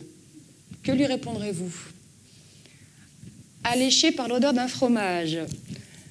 Ce fromage, tenu par un corbeau perché sur un arbre, devait avoir beaucoup d'odeur pour être senti par le renard dans un taillis ou dans son terrier. Est-ce ainsi que vous exercez votre élève à cet esprit de critique judicieuse qui ne s'en laisse imposer qu'à bonne enseigne et sait discerner la vérité du mensonge dans les narrations d'autrui? Lui tint à peu près ce langage. Ce langage. Les renards parlent donc. Ils parlent donc la même langue que les corbeaux. Sage précepteur, prends garde à toi. Pèse bien ta réponse avant de la faire. Elle importe plus que tu n'as pensé. Eh, bonjour, monsieur le Corbeau. Monsieur. Titre que l'enfant voit tourner en dérision, même avant qu'il sache que c'est un titre d'honneur. Ceux qui disent « Monsieur du Corbeau » auront bien d'autres affaires avant que d'avoir expliqué ce dû. Que vous êtes joli, que vous me semblez beau. Cheville, redondance inutile. L'enfant, voyant répéter la même chose en d'autres termes, apprend à parler lâchement. Si vous dites que cette redondance est un art de l'auteur, qu'elle entre dans le dessin du renard qui veut paraître multiplier les éloges avec des paroles, cette excuse sera bonne pour moi, mais non pas pour mon élève. Sans mentir, si votre ramage... Sans mentir, on ment donc quelquefois. Où en sera l'enfant si vous lui apprenez que le renard ne dit sans mentir que parce qu'il ment? Répondez à votre plumage. Ah, bon. Répondez, que signifie ce mot? Apprenez à l'enfant à comparer des qualités aussi différentes que la voix et le plumage. Vous verrez comme il vous entendra. Vous seriez le phénix des hôtes de ces bois. Le phénix. Qu'est-ce qu'un phénix? Nous voici tout à coup jetés dans la menteuse antiquité, presque dans la mythologie. Les hôtes de ces bois. Quel discours figuré! Le flatteur ennoblit son langage et lui donne plus de dignité pour le rendre plus séduisant. Un enfant entendra-t-il cette finesse? Sait-il seulement? Peut-il savoir ce que c'est qu'un style noble et un style bas? À ces mots, le corbeau ne se sent pas de joie. Il faut avoir éprouvé déjà des passions bien vives pour sentir cette expression proverbiale. Et pour montrer sa belle voix, n'oubliez pas que pour entendre ce vers et toute la fable, l'enfant doit savoir ce que c'est que la belle voix du corbeau. Il ouvre un large bec, laisse tomber sa proie. Ce vers est admirable. L'harmonie seule en fait image. Je vois un grand vilain bec ouvert, j'entends tomber le fromage à travers les branches, mais ces sortes de beautés sont perdues pour les enfants. Le renard s'en saisit et dit « Mon bon monsieur ». Voilà, donc la bonté transformée en bêtise. Assurément, on ne perd pas de temps pour instruire les enfants. Apprenez que tout flatteur, maxime générale, nous n'y sommes plus, vit aux dépens de celui qui l'écoute. Jamais enfant de 10 ans n'entendit ce vers-là. Cette leçon vaut bien un fromage sans doute. Ceci s'entend, et la pensée est très bonne. Cependant, il y aura encore bien peu d'enfants qui sachent comparer une leçon à un fromage, et qui ne préférassent le fromage à la leçon. Il faut donc leur faire entendre que ce propos n'est qu'une raillerie, que de finesse pour des enfants. Le corbeau, honteux et confus, autre pléonasme, mais celui-ci est inexcusable, jura, mais un peu tard, qu'on ne l'y prendrait plus. Jura. Quel est le sot de maître qui ose expliquer à l'enfant ce que c'est qu'un serment? Voilà bien des détails, bien moins cependant qu'il n'en faudrait pour analyser toutes les idées de cette fable et les réduire aux idées simples et élémentaires dont chacune d'elles est composée. Mais qui est-ce qui croit avoir besoin de cette analyse pour se faire entendre à la jeunesse? Nul de nous n'est assez philosophe pour savoir se mettre à la place d'un enfant. Passons maintenant à la morale. Je demande si c'est à des enfants de 10 ans qu'il faut apprendre qu'il y a des hommes qui flattent et mentent pour leur profit. On pourrait tout au plus leur apprendre qu'il y a des railleurs qui persiflent les petits garçons et se moquent en secret de leur sotte vanité. Mais le fromage gâte tout. On leur apprend moins à ne pas le laisser tomber de leur bec qu'à le faire tomber du bec d'un autre.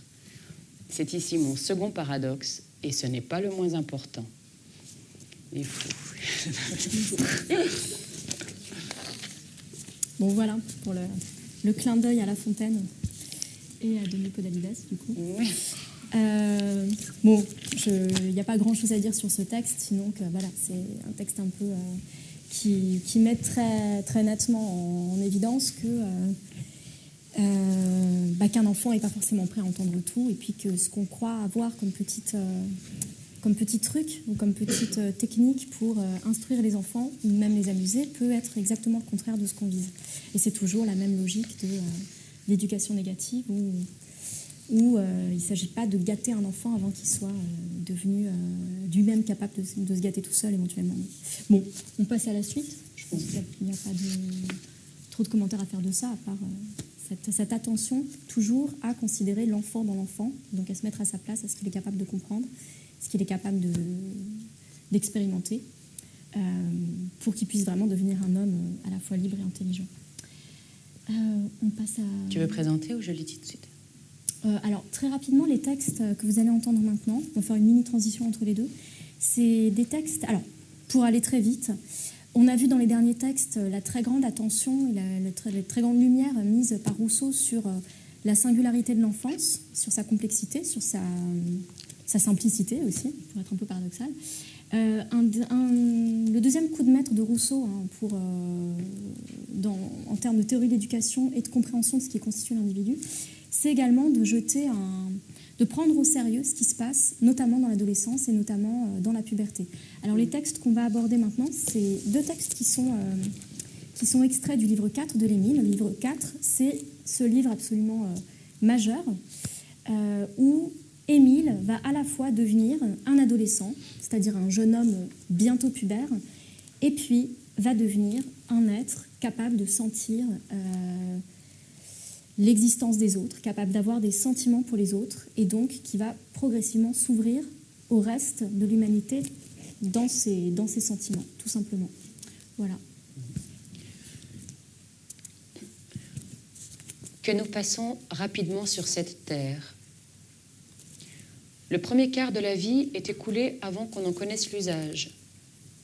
Le dernier quart s'écoule encore après qu'on a cessé d'en jouir. D'abord, nous ne savons point vivre. Bientôt, nous ne le pouvons plus. Et dans l'intermédiaire qui sépare ces deux extrémités inutiles, les trois quarts du temps qui nous reste sont consumés par le sommeil, par la douleur, par la contrainte, par les peines de toutes espèces. La vie est courte, moins par le peu de temps qu'elle dure que parce que de ce peu de temps, nous n'en avons presque point pour la goûter. L'instant de la mort a beau être éloigné de la naissance, la vie est trop courte quand cet espace est mal rempli. Nous naissons pour ainsi dire deux fois, l'une pour exister et l'autre pour vivre, l'une pour l'espèce et l'autre pour le sexe. Comme le mugissement de la mer précède de loin la tempête, cette orageuse révolution s'annonce par le murmure des passions naissantes. Une fermentation sourde avertit de l'approche du danger. Un changement dans l'humeur, des emportements fréquents, une continuelle agitation d'esprit rendent l'enfant presque indisciplinable. Il devient sourd à la voix qui le rendait docile. C'est un lion dans sa fièvre. Il méconnaît son guide. Il ne veut plus être gouverné. C'est la seconde naissance dont j'ai parlé. C'est ici que l'homme naît véritablement à la vie et que rien d'humain n'est étranger à lui. Voilà, alors là, vous voyez, c'est une peinture tout simplement de l'arrivée à la puberté. Pour aller très vite, pour l'intérêt il y a quelque chose d'absolument novateur. Oui, je sais, j'ai tendance à allonger un peu mes propos. Mais j'ai rien dit. Non, mais je sais, j'ai pas checké le début. Il reste encore 20 pages, mais bon. Non, on est bien là. Si vous voulez.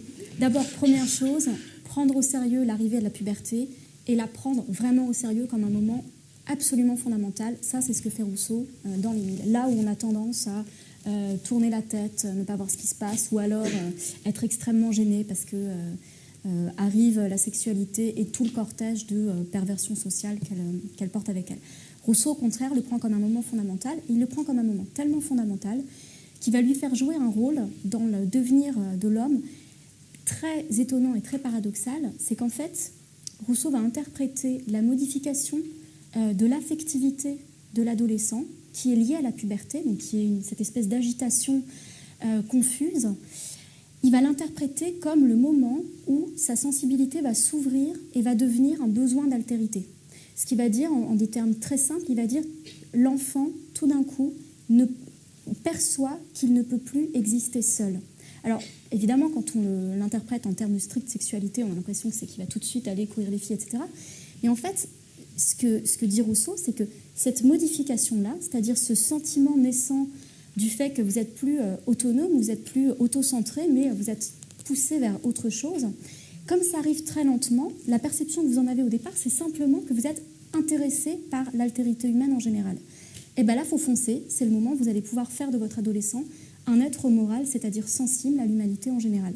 Et c'est pour ça qu'il faut un petit peu prendre des précautions à ce moment-là, parce que c'est le moment où vous allez pouvoir le rendre humain, vraiment, c'est-à-dire sensible aux souffrances de l'autre, sensible au bonheur de l'autre, sensible en général au fait qu'il va devenir lié aux autres, et pas simplement aux femmes pour les hommes, aux hommes pour les femmes, etc. Mais il va pouvoir vraiment devenir un homme lié aux autres. Et alors c'est pour ça qu'il va falloir éduquer progressivement ces passions naissantes qui sont ces premiers liens vraiment avec les autres, ces premiers liens solides. Et c'est pour ça que le premier sentiment qu'on va cultiver, pour des raisons très importantes, ça va être le sentiment de la pitié, qui va donner lieu à ce deuxième texte, qui est la deuxième maxime de la pitié. Rousseau va donner 3 maximes pour orienter un peu l'éducation de la pitié, mais voilà, on va se contenter de ce texte-là. On ne plaint jamais dans autrui que les maux dont on ne se croit pas exempt soi-même. Je ne connais rien de si beau, de si profond, de si touchant, de si vrai que ces vers-là. Pourquoi les rois sont-ils sans pitié pour leurs sujets? C'est qu'ils comptent de n'être jamais hommes. Pourquoi les riches sont-ils si durs envers les pauvres? C'est qu'ils n'ont pas peur de le devenir. Pourquoi la noblesse a-t-elle un si grand mépris pour le peuple? C'est qu'un noble ne sera jamais roturier. Pourquoi les Turcs sont-ils généralement plus humains, plus hospitaliers que nous? C'est que dans leur gouvernement, tout à fait arbitraire, la grandeur et la fortune des particuliers étant toujours précaires et chancelantes, ils ne regardent point l'abaissement et la misère comme un état étranger à eux. Chacun peut être demain ce qu'est aujourd'hui celui qui l'assiste. Cette réflexion, qui revient sans cesse dans les romans orientaux, donne à leur lecture je ne sais quoi d'attendrissant que n'a point tout l'après de notre sèche morale. Voilà, alors vous voyez ce qui est dit, donc on est dans un moment où Rousseau dit voilà, il va falloir guider Émile vers vraiment l'humanité. L'humanité, c'est quoi? C'est tout simplement l'amour de ses semblables. Et on va l'emmener progressivement vers cet amour de l'humanité par un sentiment tout simple, qui est le sentiment de pitié. La pitié, c'est quoi? C'est le fait que vous souffrez quand vous voyez souffrir quelqu'un d'autre. Et là, il nous dit quelque chose de très important. Il nous dit, la pitié, ça ne fonctionne pas à tous les coups. Ça fonctionne uniquement quand la souffrance que vous voyez éprouvée par l'autre, vous imaginez que vous êtes susceptible de la souffrir, susceptible de la subir. Alors, c'est très important. C'est pour ça qu'on a ce développement après sur les rois qui sont insensibles. Pourquoi les rois sont insensibles? Parce que ce qu'il fait qu'ils comptent, ça veut dire quoi? Ça veut dire qu'ils ont de l'importance et qu'ils ont même, en fait, leur existence de roi. Ils comptent du fait de ne rien éprouver pour les autres hommes, parce qu'ils doivent être dans une condition existentielle complètement comment dire, irréductible à celle de leur sujet. Alors, ce qui est évidemment intéressant dans ce texte, c'est que du coup, vous voyez que la question de l'égalité, elle est ramenée à la question de la possibilité d'être sensible à l'autre. Ce qui fait que fondamentalement, il y a quelque chose de capital dans une relative égalité des conditions entre les hommes. C'est rien de moins que la possibilité pour les hommes d'être fondamentalement humains, c'est-à-dire sensibles aux autres. Si vous n'avez pas une communauté de conditions, si vous ne pouvez pas vous projeter dans la misère de l'autre parce que vous êtes trop loin de cette misère, vous ne pourrez même pas éprouver de compassion, tout simplement. Voilà, donc on a un enjeu qui est un entremêlement de politique et de psychologie qui est assez magistral là-dedans. On va passer maintenant... Voilà, là c'est le moment un petit peu tendu de la soirée, mais après vous allez pouvoir profiter des tout derniers textes qui sont vraiment magnifiques. Mais on a quand même obligé de vous lire quelques passages du contrat social. Ils sont très brefs. Très complexes. Très complexes, évidemment. Mais il faut quand même que vous les entendiez, parce que là, voilà, c'est sûr que si vous voulez, le style de Rousseau, il est extrêmement délié et agréable. Et voilà, il déroule comme ça, il se complexifie dans les récits et dans tout ce qui a trait à la sensibilité. Mais alors en revanche, dans les textes qui sont des textes conceptuels, sa caractéristique, c'est de tout ramasser et de tout dire de manière extrêmement dense. Je vais le lire très lentement parce que je ne suis pas sûre de tout comprendre moi-même. Donc, comme ça, Puis on va dire court. Ouais. Donc on commence par le premier chapitre du premier livre. L'homme est né libre, et partout il est dans les fers. Tel se croit maître des autres, qui ne laisse pas d'être plus esclave qu'eux. Comment ce changement s'est-il fait? Je l'ignore. Qu'est-ce qui peut le rendre légitime? Je crois pouvoir répondre à cette question.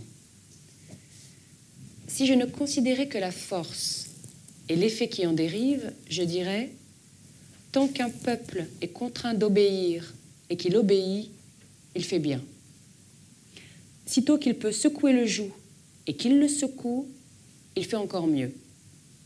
Car recouvrant sa liberté par le même droit qui la lui a ravie, ou il est fondé à la reprendre, ou on ne l'était point à la lui ôter. Mais l'ordre social est un droit sacré qui sert de base à tous les autres. Cependant, ce droit ne vient point de la nature. Il est donc fondé sur des conventions.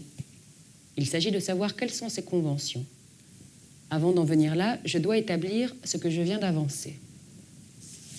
Voilà, donc là vous allez vraiment l'entrer dans le contrat social avec cette phrase ultra célèbre, l'homme est né libre et partout il est dans les fers. Alors je ne vais pas m'appesantir trop sur ce texte parce qu'on va aller assez vite dans la formulation du pacte, mais quand même, on va voilà. Alors si vous voulez, ce qui est frappant dans ce texte, c'est les deux questions que vous avez entendues juste après cette phrase, l'homme est né libre et partout il est dans les fers. Que va nous dire Rousseau? Comment ce changement s'est-il fait? Je l'ignore. Bon, petite remarque, il l'ignore, mais il a quand même inventé une explication généalogique, historique de ce changement, puisque c'était l'objet du second discours. On imaginait une histoire des étapes successives de l'établissement des rapports entre les hommes et du passage d'un état où ils vivent séparés les uns des autres à un état où ils vivent en société. Mais le problème, c'est qu'on s'en moque un peu de la manière dont c'est advenu réellement. Ce qui compte, c'est de savoir comment ce changement, c'est-à-dire ce passage d'une liberté qui est conçue comme une indépendance complète, vous n'êtes pas liés aux autres, peut se faire vers un état où on est dans les fers, c'est-à-dire où on est lié véritablement, où on est attaché. Attaché à quoi? C'est attaché tout simplement aux autres personnes avec qui vous vivez en société. La question est de savoir comment, une fois que vous ne pouvez plus vous retirer de ce lien social dans lequel vous êtes pris, comment faire pour que cette coexistence, cette codépendance soit légitime. Et donc ce qui va compter ici, c'est de trouver la règle qui fait que les rapports entre les hommes vont pouvoir être conformes à une justice, tout simplement, à la justice, tout simplement. Et c'est précisément ce qui va être l'objet du pacte social. Donc écoutez bien. Trouver une forme d'association qui défende et protège de toute la force commune la personne et les biens de chaque associé, et par laquelle chacun s'unissant à tous n'obéisse pourtant qu'à lui-même et reste aussi libre qu'auparavant. Tel est le problème fondamental dont le pacte social donne la solution. Si donc on écarte du pacte social ce qui n'est pas de son essence, on trouvera qu'il se réduit au terme suivant. Chacun de nous met en commun sa personne et toute sa puissance sous la suprême direction de la volonté générale. Et nous recevons encore chaque membre comme partie indivisible du tout. À l'instant, au lieu de la personne particulière de chaque contractant, cet acte d'association produit un corps moral et collectif composé d'autant de membres que l'Assemblée a de voix, lequel reçoit de ce même acte son unité, son moi commun, sa vie et sa volonté. Et voilà. Et qu'est-ce qu'on a là? On a tout simplement l'acte de naissance du peuple, c'est-à-dire d'une unité collective, mais d'une véritable unité qui est faite par association volontaire de chacun avec tous. Rapidement, qu'est-ce qu'on peut dire sur ces formules qui sont très ramassées? Quelques remarques d'abord. Qu'est-ce que vous avez? En gros, vous avez une formule qui énonce les données du problème. Ça, c'est très important. Si vous voulez aller regarder ce texte, c'est le chapitre 6 du contrat social, dans le livre 1. C'est vraiment un texte magistral qui a fait vraiment entrer Rousseau dans l'histoire de l'humanité, je pense. C'est vraiment, si on devait en retenir un, pas forcément du point de vue du style, mais du point de vue de l'impact historique, c'est probablement celui-là. Alors, très rapidement, ce qu'on peut remarquer, c'est qu'il formule la chose en termes d'un problème extrêmement simple, en fait, mais d'une manière assez originale et novatrice par rapport à tout ce qui est déjà la pensée politique moderne, qui pense déjà l'entrée en société via l'idée d'un contrat initial, c'est-à-dire d'une entrée volontaire de chacun en société. En fait, une des idées très importantes de Rousseau dans l'entrée dans ce texte, c'est que, à la limite, le fait que finalement on soit quasiment poussé à s'unir aux autres, les raisons qui font qu'on est poussé à s'unir aux autres, c'est vraiment pas important. Ce qui est juste important, c'est de voir qu'on va à un moment être amené à s'unir aux autres. Or, quand on décide de s'unir aux autres, on est tout de suite face à un problème qui est extrême, qui est qu'on risque tout simplement de perdre et sa liberté et sa puissance, c'est-à-dire l'usage que vous avez de votre propre force pour tout simplement régler par vous-même le cours de votre existence et vos problèmes. Et donc, la formulation du premier problème, c'est très important parce qu'en fait, il pose la condition qui, si elle n'est pas respectée, fait qu'on n'a pas besoin d'entrer en société avec les autres et que même on a plutôt intérêt à ne pas y aller. Et cette condition, c'est ça, c'est la préservation de la liberté fondamentale de l'individu.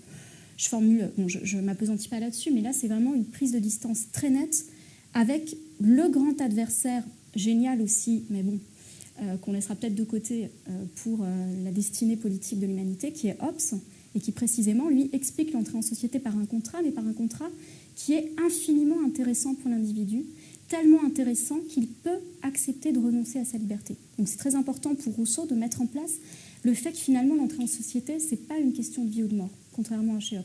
C'est quasiment une question de hasard. Vous entrez en société, mais du coup, vous n'y rentrerez pas si c'est au prix de votre liberté. Et c'est pour ça qu'on a cette formule du pacte dans le deuxième temps du texte qu'on a lu, qui consiste à quoi? Tout simplement à mettre tout en commun avec les autres. Alors sous quoi? Sous la suprême direction de la volonté générale, ça c'est très important. La volonté générale, c'est quoi? C'est justement aucun individu particulier qui viendrait décider pour les autres, pour les protéger ou pour tout simplement les mener vers un bonheur collectif. C'est simplement une volonté qui va se mettre à exister à partir du moment où tous vous participez à l'élaboration, à l'existence du peuple et à ce qui va servir de sa direction, qui est tout simplement, alors c'est pas présent dans le texte, mais ça va être l'objet de toute la suite du contrat social, ça va être la loi. Et tout simplement, ce qui est important dans cette formule, chacun de nous met en commun sa personne et toute sa puissance sous la suprême direction de la volonté générale. C'est le passage de cette pluralité d'individus à un nous et à une unité d'un nouveau corps qui se met à exister, qui est le peuple, et qui dépend autant de vous que vous dépendez de lui. Voilà. Donc, alors il y a une chose qui peut être éventuellement intéressante, et puis après on va passer à des textes qui j'espère vont vous faire rêver un petit peu après ce passage-là. Mais c'est en fait, je vous ai parlé au tout début de l'importance de l'expression pour Rousseau, et d'une expression qui est vraiment productrice de quelque chose, qui est quasiment productrice du sujet qui s'exprime. Ce qui est très important, c'est de prendre au sérieux ce rôle de l'expression dans la constitution des individus, et ici, d'un individu très particulier qui est le peuple. En fait, la loi, pour Rousseau dans le contrat social, c'est précisément ce qui va permettre au peuple d'exister, parce que c'est ce par quoi il s'exprime. Or, un sujet qui, en un sens, ne s'exprimerait pas, en fait, n'existerait pas. Donc, je ne veux pas non plus forcer le titre du cycle de conférence, mais quand on dit la voix d'un texte, il faut bien voir que c'est dans le corpus de Rousseau, ça a autant de sens d'écouter cette expression dans le corpus politique qui a l'air d'être le plus anonyme en fait. Où Rousseau, évidemment, il dit « je suis citoyen de Genève et je parle en ce nom-là », mais finalement, c'est des textes qui sont très impersonnels. Mais il y a quand même un rôle constitutif de la voix qui est précisément de faire exister le peuple comme tel. D'où l'importance de l'élection et d'une élection du vote auquel chacun doit participer pour que cette voix commune puisse exister, pour que cette communauté qu'est le peuple puisse véritablement exister. Tout ça, c'est pas à prendre en des termes simplement métaphoriques, mais c'est vraiment une des conditions de l'existence d'une communauté politique dans laquelle chacun a une place digne et libre, tout simplement. Voilà pour le contrat social. Alors maintenant, on va passer dans les... Je regarde juste pour me contraindre très fort. Voilà. Alors, on va passer à des... Alors, maintenant, on passe à la rêverie, à la beauté de la vie psychique, de la vie intérieure. Et on va commencer par un texte... On a le temps de tout lire ou vous coupez? Ça dépend de vous. Hein. Vous êtes... Ça va? On va essayer le premier, vous allez voir la suite. Ça va, toi Oui, mais j'ai peur. On fait la nouvelle Héloïse? On fait la nouvelle Héloïse? Il faut la nouvelle Héloïse. Ouais. Bon, il faut la... Non, mais la nouvelle Héloïse, c'est un roman qu'on lit beaucoup, qu'on lit pas tant que ça, mais alors, si vous voulez, du point de vue du rayonnement de Rousseau, c'est le best-seller du XVIIIe siècle. C'est facile. Ça a tellement bien marché que les éditeurs l'ont réimprimé. Il est paru en 1761, pardon. C'était tellement demandé que les éditeurs louaient les livres parce qu'ils ne pouvaient pas en imprimer assez pour la demande. Donc voilà, tout simplement, c'est mieux que... Enfin, c'est encore plus que Millennium ou n'importe quel... très mauvais exercice. Non mais voilà, il faut voir qu'en fait, pour les contemporains de Rousseau, nous, on est très attentifs au contrat social, aux rêveries, aux confessions. Mais voilà, ce qui a vraiment fait vibrer le XVIIIe siècle, c'est la nouvelle Héloïse. C'est vraiment l'entrée dans le pré-romantisme, dans la très grande beauté de la sensibilité. Voilà. Ah oui, juste une chose, hein, c'est simple. Pour situer le texte, voilà, c'est une histoire d'amants malheureux. On va aller très vite. C'est Julie et Saint-Preux. Ça s'appelle la nouvelle Héloïse par référence à Héloïse et Abélard. Hein. Et puis Julie, c'est une femme qui tombe amoureuse de son précepteur, qui est noble. Son précepteur ne l'est pas, donc l'amour va être contrarié, il ne va pas pouvoir être vécu comme ça. Elle va finir par se marier avec un autre qui va proposer à Saint-Preux de venir habiter avec eux. Donc on n'est pas très loin de Jules et Jim aussi. Mais ici, on a une très belle lamentation commune des amants, en fait. Et c'est un roman épistolaire. Donc là encore, belle entrée dans la modernité littéraire. Mais je te laisse la parole. Ça parle de ça.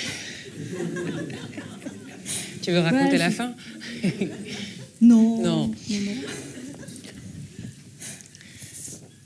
Revenus lentement au port après quelques détours, nous nous séparâmes. Elle voulut rester seule et je continuai de me promener sans trop savoir où j'allais.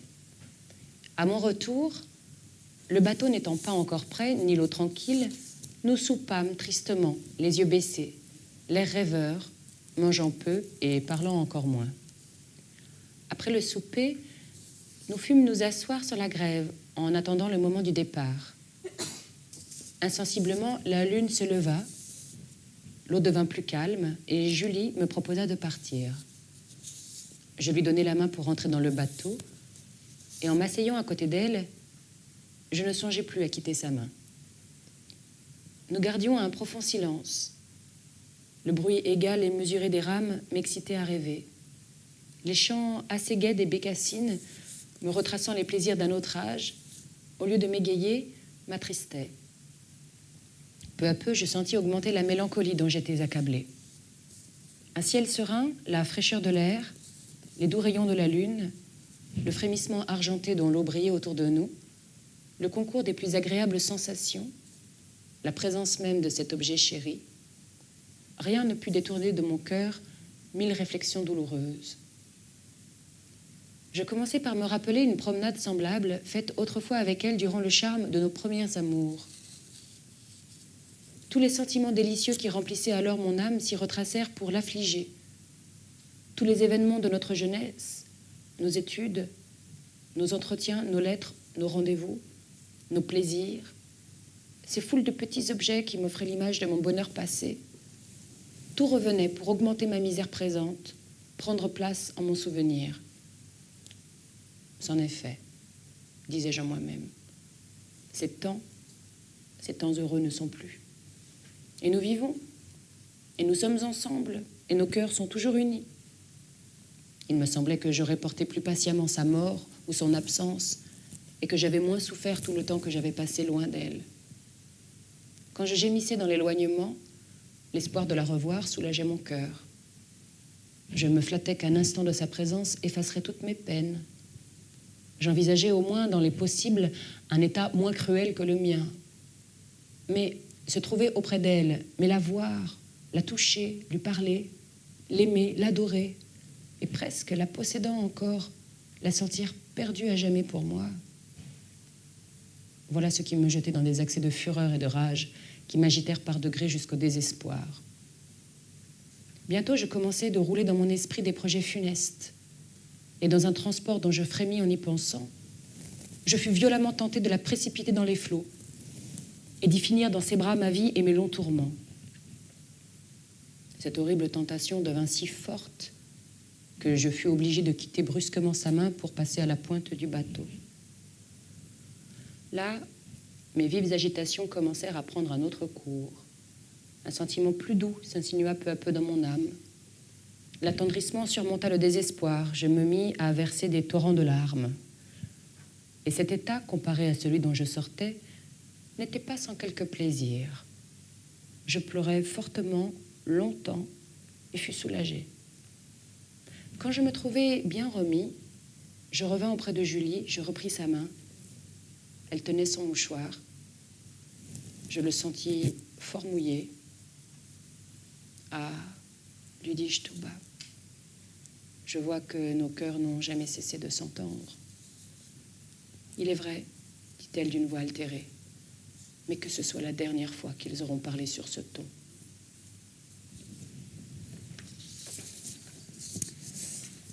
Voilà, donc vous voyez qu'on n'est pas très loin de Lamartine, hein, je verrai après. Alors vous voyez que c'est un texte qui est magnifique, hein, qui décrit quasiment rien en termes de situation effective. Hein. On a un homme et une femme dans une barque, et puis il ne se passe rien. Là, sa vie intérieure le bouleverse. À un moment, il se lève, il pleure, et puis il revient. Et puis, dans tout ça, on a tout un flux de souvenirs heureux qui viennent faire contraste sur cette situation de séparation de fait, même s'ils sont présents, parce qu'ils ont une passion réciproque et relativement partagée avant. Et ils sont condamnés en fait à ne plus pouvoir exprimer cette passion-là. Donc on a ici vraiment alors, si vous voulez, ce qui est très intéressant dans cette vie intérieure des émotions, c'est évidemment l'effet de passage ininterrompu entre le passé et le présent, ou contrairement à d'autres textes de Rousseau dans les Rêveries par exemple, ou dans les Confessions, où il explique comment revivre un événement passé heureux le rend présentement heureux, on a ici exactement le contraire, à savoir la situation réelle de séparation quand le bonheur tient à une union avec un autre être. Cette situation de séparation réelle ne peut absolument pas être effacée dans toute la douleur qu'elle comporte par le souvenir et la réactivation par la mémoire des émotions de bonheur passées. C'est vraiment très fort de voir cette situation en fait insoluble du point de vue affectif, quand votre bonheur dépend d'un autre que de vous-même. Quand Rousseau finit sa vie seul et qu'il se remémore son bonheur passé dans les Rêveries, ça lui suffit à redevenir heureux parce que finalement son bonheur ne tient plus à l'existence, à l'union avec d'autres. Mais ici, c'est une situation qui est complètement désespérée puisque le propre de l'amour, c'est précisément d'être dépendant d'un autre pour votre situation de bonheur. Alors évidemment, il ouvre ici la brèche à toute l'écriture romantique du XIXe siècle et cette attention extrême, cette finesse extrême à la vivacité de la vie intérieure que sa plume rend merveilleusement, hein, je trouve. On pourrait presque finir là-dessus. On pourrait finir là-dessus. Ah non, vous voulez continuer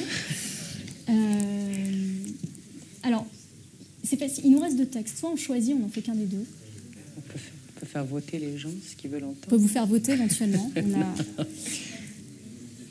Ouais, volonté générale. Alors écoutez, très rapidement, on a choisi un texte de la 2e rêverie, qui est le récit de l'accident de Ménilmontant, où Rousseau raconte rapidement un accident. Il s'est fait rentrer dedans par un grand chien, et il est tombé dans les pommes, et il raconte d'une manière prodigieuse son retour à la conscience. Et un autre texte qui fait écho au texte que vous venez d'entendre, mais cette fois d'un point de vue positif justement, d'une rêverie sur le lac dans la 5e rêverie. Bon, mais on nous avait dit 1h30, c'est pour ça, on ne voulait pas faire trop long. Alors,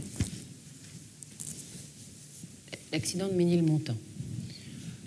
Le jeudi 24 octobre 1776, je suivis après dîner les boulevards jusqu'à la rue du Chemin Vert, par laquelle je gagnais les hauteurs de Ménilmontant. Et de là, prenant les sentiers à travers les vignes et les prairies, Je traversai jusqu'à Charonne, le riant paysage qui sépare ces deux villages. Puis je fis un détour pour revenir par les mêmes prairies en prenant un autre chemin. Je m'amusais à les parcourir avec ce plaisir et cet intérêt que m'ont toujours donné les sites agréables, et m'arrêtant quelquefois à fixer des plantes dans la verdure. J'étais sur les 6 heures à la descente de Ménilmontant, presque vis-à-vis du galant jardinier, quand des personnes qui marchaient devant moi, s'étant tout à coup brusquement écartées, je vis fondre sur moi un gros chien danois qui, s'élançant à toutes jambes devant un carrosse, n'eut pas même le temps de retenir sa course ou de se détourner quand il m'aperçut. Je jugeais que le seul moyen que j'avais d'éviter d'être jeté par terre était de faire un grand saut, si juste que le chien passât sous moi, tandis que je serais en l'air. Cette idée plus prompte que l'éclair, et que je n'eus le temps ni de raisonner ni d'exécuter, fut la dernière avant mon accident. Je ne sentis ni le coup ni la chute, ni rien de ce qui s'ensuivit, jusqu'au moment où je revins à moi. Il était presque nuit quand je repris connaissance. Je me trouvais entre les bras de 3 ou 4 jeunes gens qui me racontèrent ce qui venait de m'arriver. Le chien danois, n'ayant pu retenir son élan, s'était précipité sur mes 2 jambes et, me choquant de sa masse et de sa vitesse, m'avait fait tomber la tête en avant. La mâchoire supérieure portant tout le poids de mon corps avait frappé sur un pavé très raboteux et la chute avait été d'autant plus violente qu'étant à la descente, ma tête avait donné plus bas que mes pieds. Le carrosse auquel appartenait le chien suivait immédiatement et m'aurait passé sur le corps si le cocher n'eût à l'instant retenu ses chevaux. Voilà ce que j'appris par le récit de ceux qui m'avaient relevé et qui me soutenaient encore lorsque je revins à moi. L'état auquel je me trouvais dans cet instant est trop singulier pour n'en pas faire ici la description. La nuit s'avançait. J'aperçus le ciel, quelques étoiles, un peu de verdure. Cette première sensation fut un moment délicieux. Je ne me sentais encore que par là. Je naissais dans cet instant à la vie. Et il me semblait que je remplissais de ma légère existence tous les objets que j'apercevais. Tout entier au moment présent, je ne me souvenais de rien. Je n'avais nulle notion distincte de mon individu, pas la moindre idée de ce qui venait de m'arriver. Je ne savais ni qui j'étais, ni où j'étais. Je ne sentais ni mal, ni crainte, ni inquiétude. Je voyais couler mon sang comme j'aurais vu couler un ruisseau, sans songer seulement que ce sang m'appartint en aucune sorte. Je sentais dans tout mon être un calme ravissant, auquel, chaque fois que je me le rappelle, je ne trouve rien de comparable dans toute l'activité des plaisirs connus. On me demanda où je demeurais. Il me fut impossible de le dire. Je demandai où j'étais. On me dit à la haute borne. C'était comme si on m'eût dit au mont Atlas. Il fallut demander successivement le pays, la ville, le quartier où je me trouvais. Encore, cela ne put-il suffire pour me reconnaître. Il me fallut tout le trajet de là jusqu'au boulevard pour me rappeler ma demeure et mon nom. Un monsieur que je ne connaissais pas et qui eut la charité de m'accompagner quelque temps, apprenant que je demeurais si loin, me conseilla de prendre au temple un fiacre pour me reconduire chez moi. Je marchais très bien, très légèrement, sans sentir ni douleur ni blessure, quoique je crachasse toujours beaucoup de sang. Mais j'avais un frisson glacial qui faisait claquer d'une façon très incommode mes dents fracassées. Arrivé au temple, je pensais que, puisque je marchais sans peine, il valait mieux continuer ainsi ma route, à pied, que de m'exposer à périr de froid dans un fiacre. Je fis ainsi la demi-lieue qu'il y a du temple à la rue Plâtrière, marchant sans peine, évitant les embarras, les voitures, choisissant et suivant mon chemin tout aussi bien que j'aurais pu faire en pleine santé. J'arrive, j'ouvre le secret qu'on a fait mettre à la porte de la rue, je monte l'escalier dans l'obscurité et j'entre enfin chez moi, sans autre accident que ma chute et ses suites, dont je ne m'apercevais pas même encore alors. Les cris de ma femme, en me voyant, me firent comprendre que j'étais plus maltraitée que je ne pensais. Je passais la nuit, et vous ne saurez jamais la fin. Ah, c'est ça. Je passais la nuit sans connaître encore et sentir mon mal. Voici ce que je sentis et trouvai le lendemain. J'avais la lèvre supérieure fendue en dedans jusqu'au nez. En dehors, la peau l'avait mieux garantie et empêché la totale séparation. 4 dents enfoncées à la mâchoire supérieure, toute la partie du visage qui la couvre extrêmement enflée et meurtrie, le pouce droit foulé et très gros, le pouce gauche grièvement blessé, le bras gauche foulé, le genou gauche aussi très enflé, et qu'une contusion forte et douloureuse empêchait totalement de plier. Mais avec tout ce fracas, rien de brisé, pas même une dent. Bonheur qui tient du prodige dans une chute comme celle-là. Voilà très fidèlement l'histoire de mon accident. Merci beaucoup. Alors voilà pour ce texte qui est assez magistral. Je trouve ça très intéressant d'avoir entendu les rires en fait au début du récit. Parce que moi, personnellement, je suis assez convaincue qu'il y a beaucoup d'humour au fil de l'écriture de Rousseau, qui n'est pas toujours perçu. Là, je trouve qu'on l'entend très bien. Qui montre aussi qu'il y a peut-être même dans les moments de complaisance à l'égard de lui-même, bon, voilà, il sait ce qu'il est en train de faire, et puis en fait, il y a quand même un tout petit peu de distanciation et peut-être un petit peu d'exagération. Je parle de la partie qui précède le moment brut de l'accident. Et ça, c'est vrai que ça bon, voilà, l'expérience collective, là, marche totalement. Alors, je ne vais pas m'attarder trop sur ce texte, mais bon, il y a quelque chose qui est... Non, mais je participe du comique de la soirée. Non, mais voilà, pour le dire très vite, Rousseau, c'est un très grand théoricien de la sensibilité, un très grand styliste de la sensibilité, et voilà, il a vraiment ouvert l'écriture au lyrisme. Et ce qui est très intéressant dans ce texte, je trouve, c'est que vous avez, en un sens, toute la base, toute la matière du lyrisme qui est mise en place, cette espèce d'extrême... précision dans l'introspection, cette description très fine de la sensation, réduite à sa brutalité, enfin sa pureté, on va dire plutôt, et en même temps dans une neutralité affective totale, si vous voulez. Il n'y a pas de pathétique dans ce texte, il n'y a pas du tout de sentiment d'exaltation vers l'autre, etc. Il n'y a pas d'amour, il y a juste le pur sentiment d'exister. Je dis sentiment d'exister, pas du tout de manière anodine, parce que c'est théorisé quand on travaille et la littérature de Rousseau et sa philosophie, le sentiment d'existence qui est complètement dénudé de tout ce qui pourrait être ces mobiles en fait un peu artificiels que peuvent être les sentiments même amoureux. Là, on a vraiment je dirais un lyrisme neutralisé qui du coup vient un peu faire tomber cette image de sensiblerie qui est des fois accolée à l'image de Rousseau. Je trouve qu'il y a quelque chose de très profond et très pur dans ce texte, voilà, tout simplement.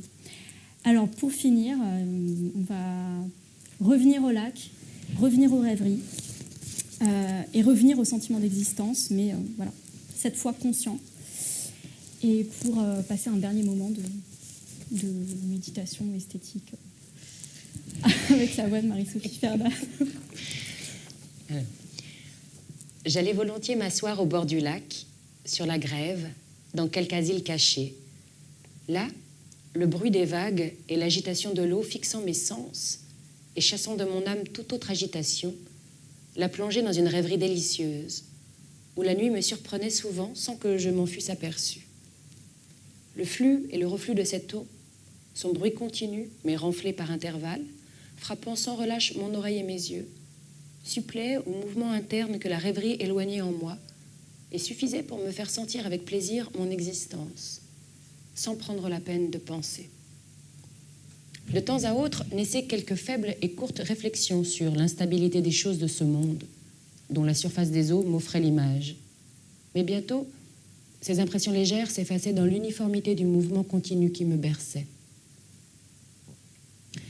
Mais s'il est un état où l'âme trouve une assiette assez solide pour s'y reposer tout entière et rassembler là tout son être, sans avoir besoin de rappeler le passé, ni d'enjamber sur l'avenir, où le temps ne soit rien pour elle, où le présent dure toujours, sans néanmoins marquer sa durée, et sans aucune trace de succession, sans aucun autre sentiment de privation ni de jouissance, de plaisir ni de peine, de désir ni de crainte que celui seul de notre existence, et que ce sentiment seul puisse la remplir tout entière. Tant que cet état dure, celui qui s'y trouve peut s'appeler heureux. Non d'un bonheur imparfait, pauvre et relatif, tel que celui qu'on trouve dans les plaisirs de la vie, mais d'un bonheur suffisant, parfait et plein, qui ne laisse dans l'âme aucun vide qu'elle sente le besoin de remplir. De quoi jouit-on dans pareille situation? De rien d'extérieur à soi, de rien, sinon de soi-même et de sa propre existence. Tant que cet état dure, on se suffit à soi-même comme Dieu.